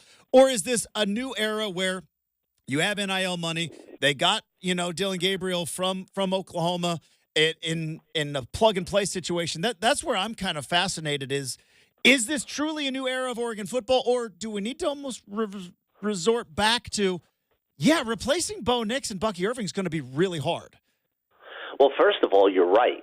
It is a new era, but that doesn't mean, getting back to what you said at the top, that it changes history, that it makes it any easier to replace an historic quarterback. Because if folks remember, 2002 started out okay, ended in an absolutely disastrous form, and to just think you're going to plug in Bo Nix, who, as good as he was in 2022, was even better last year. Not only that, but I think he had that kind of calming influence. The legendary story about Joe Montana with the ball on the 8-yard line against the Bengals. Everybody's losing their mind, and he's like, look, there's John Candy in the audience.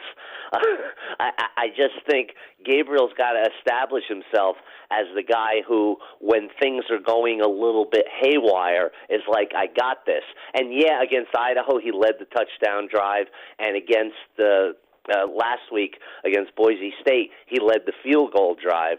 But I think where his excellence or leadership will come in is, I got a better idea. When you're a 43-point favorite or a 19-point favorite, let's not wait till the last 2 minutes.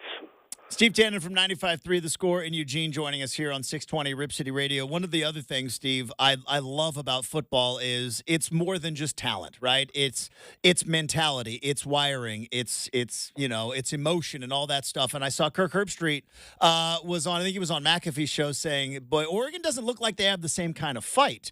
And we've seen that in seasons that we've covered and seasons before and since, where, they've got a ton of talent, but this team doesn't really have a fire. This team doesn't really have kind of, a killer mentality. And again, it's 2 games, and we're going to find out an awful lot more on Saturday, I think. But I thought that was interesting from Herbstreit, a guy who's seen an awful lot of football, saying, Oregon doesn't seem to have kind of that killer mentality, that mentality that last year really wanted to prove a point against Colorado in that game, that mentality of, wanting to put it on teams. It doesn't seem to be there in the first 2 weeks. Do you think that's a big worry, or is that something that maybe can be kind of built up over time? Well, maybe they need to play shout after the end of the first quarter to get people fired up. I think also along those lines, I remember Bellotti used to say, I want my guys passionate. I want them playing hard. I want them, I think he used to say, an inch from out of control. But discipline-wise, I think this team is maybe over the line. I mean, I know it's subtle, but when you think of the middle of the second quarter last week, when they had taken the lead, they had the ball, the defense was on a tear. They had forced 2 straight 3-and-outs. They ran Tez Johnson on first down. It's 2nd and 3. They're on the move. They got all the momentum in the world. And Kenyon Sadiq commits a holding penalty that when you look at the tape, it's like, you're ahead of the play. What are you doing? And Justin, it seemed like it just pulled the rug out. The next thing you know, they're behind, and Boise State's got the ball at the 5-yard line as the half is ending. I just think that what you were alluding to, you want the fire, but you also have to have a sense of maturity and discipline, and I think that nearly killed them last week. Well, I mean, you're right, because you had the Sadiq holding, followed by Trayshawn Holden personal foul penalty, followed by sack. Right. That was the series, and then you kick it off, give Boise the ball at midfield, and then Genty goes and does what Genty does, and all of a sudden, boom! Now you're back in a ball game, and it is fascinating how just a couple of those sequences, kind of going back to last week, Steve. We've seen a lot of really good running backs. I wasn't there in person, but you were there. Compared to maybe, and I know, look, Reggie Bush is still the greatest running back I've ever seen. We were both there to see Adrian Peterson play for Oklahoma. Where's Genty at? Is he one of those top guys you've ever seen? He looked really good on TV. Yeah, well, first of all, I was joking. Well, after week 1, he's not going to duplicate those numbers. Okay. Well, you're not going to go for 267 and 6. And his ability to just like, all right, he's contained, he's gone. All right, well, we contained him here, he's gone. His ability to stiff arm, break free, his speed on that long run, just running away from defensive backs. I mean, he is something special. And, normally you have a guy who hits a couple homers early in the year, and it's like, well, he's on a pace to break Bond's record and all these numbers. And it's like his pace is insane, but it's not like he's going back to play against SEC or Big Ten defenses. He's going back to the Mountain West, where he was the Offensive Player of the Year last season. But for just, you know me, I'm a statistics geek. Yeah. His numbers play out to 230 yards a game, which is just off the charts. Folks, go look at Barry Sanders' 1988. If Genty has to upgrade to catch Sanders, who averaged 240 yards a game. So he's unbelievable, and I think he's going to end up in New York as a Heisman finalist. I'd be shocked if he didn't. Steve Tannen from 95.3 The Score in Eugene, joining us here on 620 Rip City Radio. And now here we are, September Civil War, Steve. It is, we mentioned, kind of weird. It's a new normal. Sunscreen and short sleeves, even though it's going to be 70, but a little bit cloudy, but still maybe a light, like Kramer, pack a light jacket. And Stan the Cat, he told him to pack a light jacket. That's going to be what the wardrobe's going to be, as opposed to the big giant parkas that we're used to in this game. But I talked to Mike Parker yesterday, and I asked him this, and I want to ask you this as well. And again, it's based off of nothing but feel. We've seen the magic in this game where they say throw out the records, because there's always something when it comes to a rivalry game, and I think you can feel it when you walk into either Reser or Autzen Stadium. Do you think that magic's still going to be there in September? Well, the first thing is we're so used to viewing things through a green and yellow lens. Mm-hmm. If I'm an Oregon State fan, I have this circled in like blood because And again, logic says I would not blame any of the 10 teams for leaving the conference. Once USC and UCLA made that announcement, everybody's got to do what's best for their program. But if I'm Oregon State or Washington State, that doesn't change how pissed off I am for what they did. So if I'm an OSU fan, I am frothing at the mouth to get at Oregon. And by the way, Mike brought up something, I think, on Joey Mack's show. This is also the first time they're meeting as unbeatens. Yeah, it's after 2 games. Didn't think about that. If I'm Oregon, you got to realize it might be September, but it might as well be 2008 going up there, because those fans have got to be sharpening their teeth, just pissed off to beat the band that they got basically abandoned. And if I'm an OSU fan, media, whoever, I'm like, use that. It's like, look what those guys did, and now they're coming into our backyard. And also interesting from the other perspective, because you are right. I do look through the world through green and yellow glasses. You should see some of the emails we get putting this Duck Homer on this morning show. But you know what? I embrace it as well. How much do you think? And maybe I'm just grasping at straws here, because Steve is a 3-point win against Boise. I'm grasping at anything here at this point. But you go back 2 years ago, and what happened to Oregon in that second half? The last time they stepped foot on that Reser Stadium turf, and I know that it's always interesting when rivalries happen and coaches come from outside of the area who maybe don't quite understand it. And, boy, that afternoon, Dan Lanning got a full dose of what this rivalry means. I wonder how much of that plays into this, the fact that Oregon's 0 for 2 their last trips to Reser, and especially with that 17 consecutive run plays right down your throat 2 years ago. No, I'm a great believer. First of all, as somebody who's been betting their whole life, you play the hot hand, you use feel, you use momentum, you use superstition.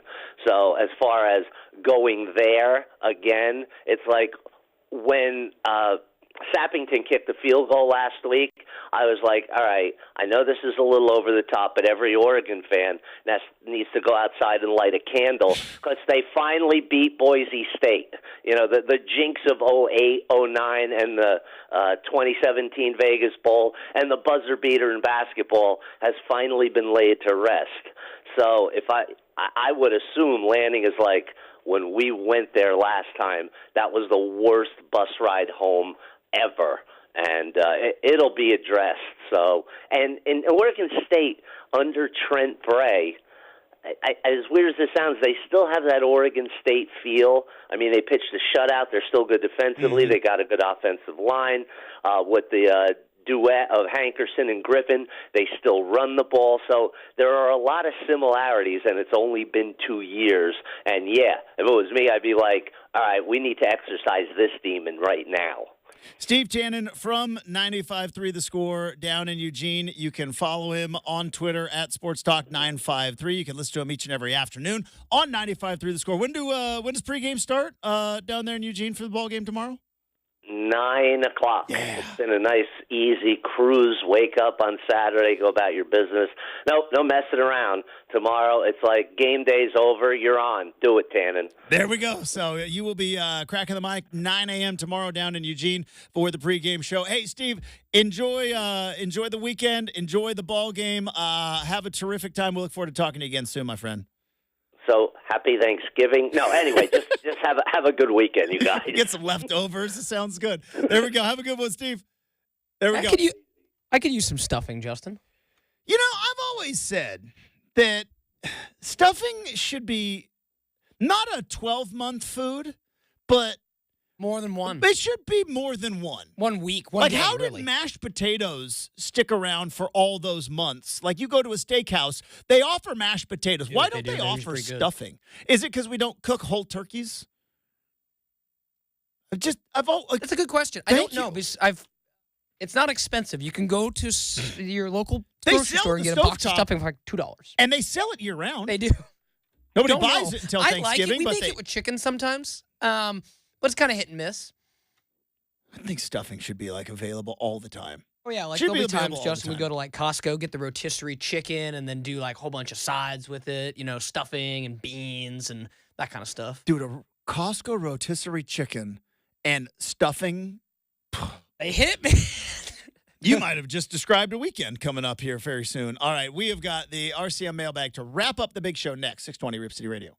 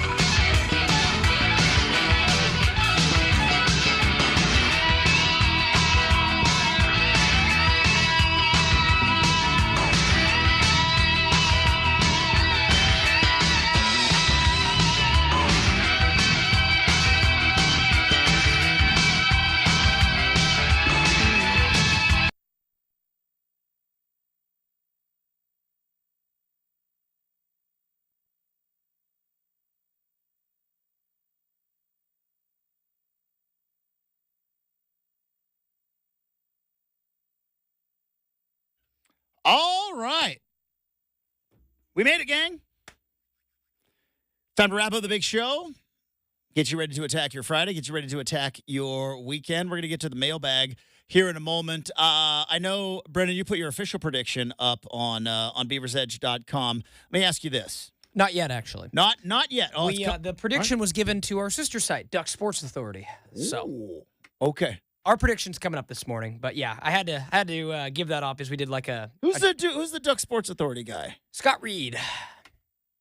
I don't know if I know Scott. Yeah, I don't know. I think he's I'm sure I've relatively seen him. new to the publisher game. But yeah, no, Gotcha, we did okay. a little exchange this week to learn a little bit more about each other. So Got it. check that out at Beaver's Edge. Great conversation. But most of the people seem to think that this is going to be a close game. That's for maybe the betters, right? Does that, I guess, well, the number's coming back down. It is a little bit. But you look at all the pundits who are like, hey, Oregon's, just like Steve said last segment, like, Oregon State's taking this game incredibly seriously. They're going to be mad as heck and being left hanging high and dry and all of this stuff. And Oregon's looking. This does have one of those feels of like everybody's zigging. Is it going to be zag time? Yeah, you know? I totally feel that. Like I said, this game has been very impossible. When everybody says it's going to be one thing, usually it's the other. But I have no real evidence other than a lot of years watching college football. Yeah, this is the most uncertain I've been about a Civil War in my lifetime. And I So think weird. that has to be the time of the year. I think I kind of know what kind of team Oregon State's going to be. I have no idea what kind of team Oregon's going to be. I mentioned it yesterday when we were just discussing, and I was like, it wouldn't surprise me if, like, I know there's doom and gloom with Oregon. Justin, they can still run the table, be undefeated. Still good.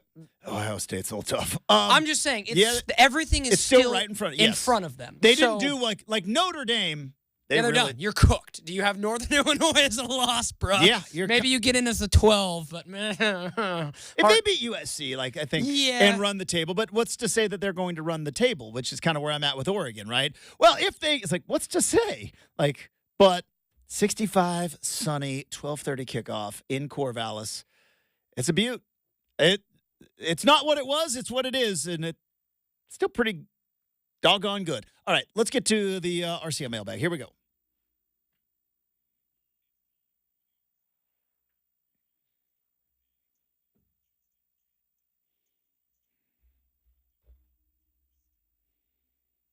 All right, Justin, let's fire out the big mailbag. Mm-hmm.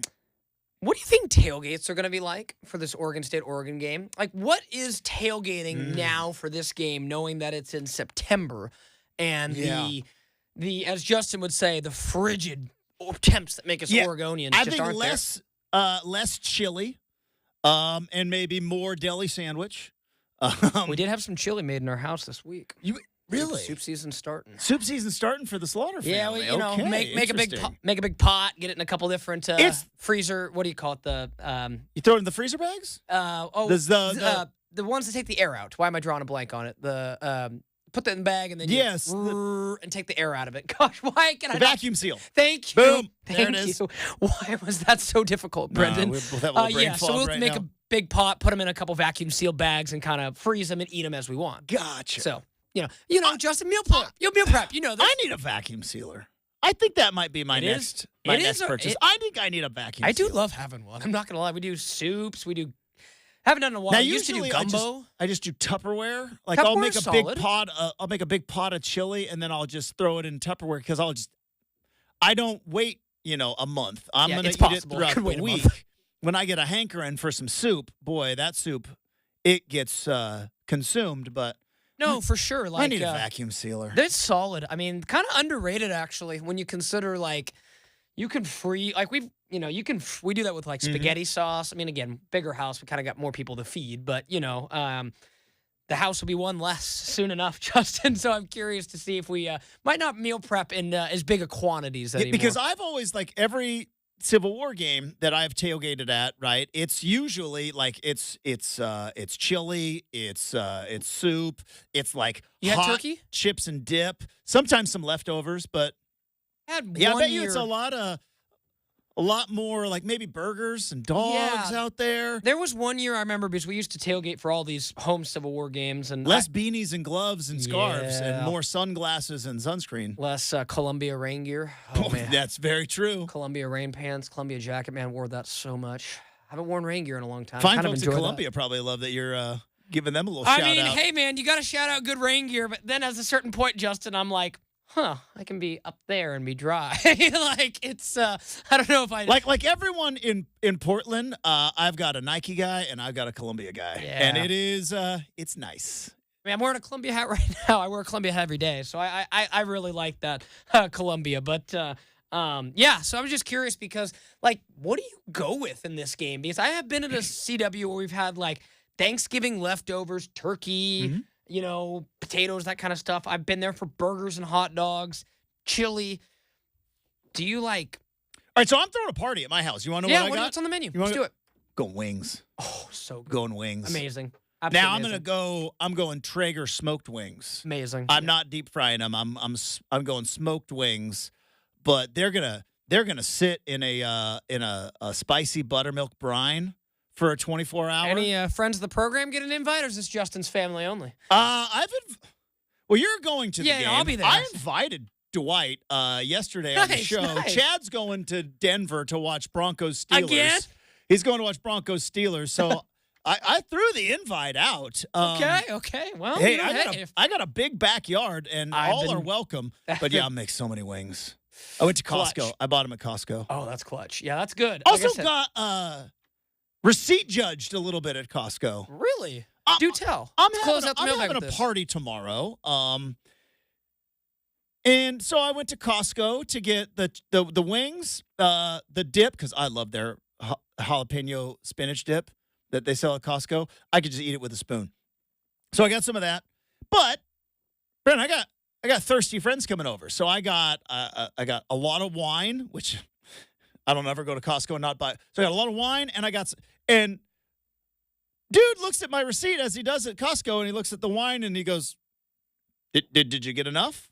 And Wow. I'm throwing a party, brosif. Wow. Nah, he said it with a smile, and I love the people at Okay. Costco. We also have listeners at Costco who have like said hi to me. Oh, no one's ever said hi to me, Justin. I know. They watch on YouTube. One of the shame on me for forgetting his name, but said I walked by and he looked at Kelly and was like, "Do you know he stands up for his radio show That's every day?" cool. That's And she's cool. like, That's pretty cool. and not I'm gonna lie. like, "Yeah, she has to get the live version." But no, I'm out on that, dude. Costco, none yo business. I hate that they check your receipts anyway. It's the most annoying thing that causes the log jam when you leave Costco. I think it'd be pretty difficult with the way Costco's set up to steal things and get through the systems. I don't think I it's don't that- mind It's the like the receipt Walmart check, but let's greeters. just look and just smile and be like, "Yeah, you bought a lot of wine. I have a lot of people coming It's over." like the okay? Walmart I'm greeters, sorry, not necessary. I have friends. Okay, no big deal. But yeah, wings, chips, dip, on the menu. It's going to be glorious. All right, thanks to Steve Tannen from 95.3 The Score. Thanks to super producer Brenden. Thanks to all of you. Have a terrific weekend. We'll talk to you on Monday morning bright and early here on 620 Rip City Radio.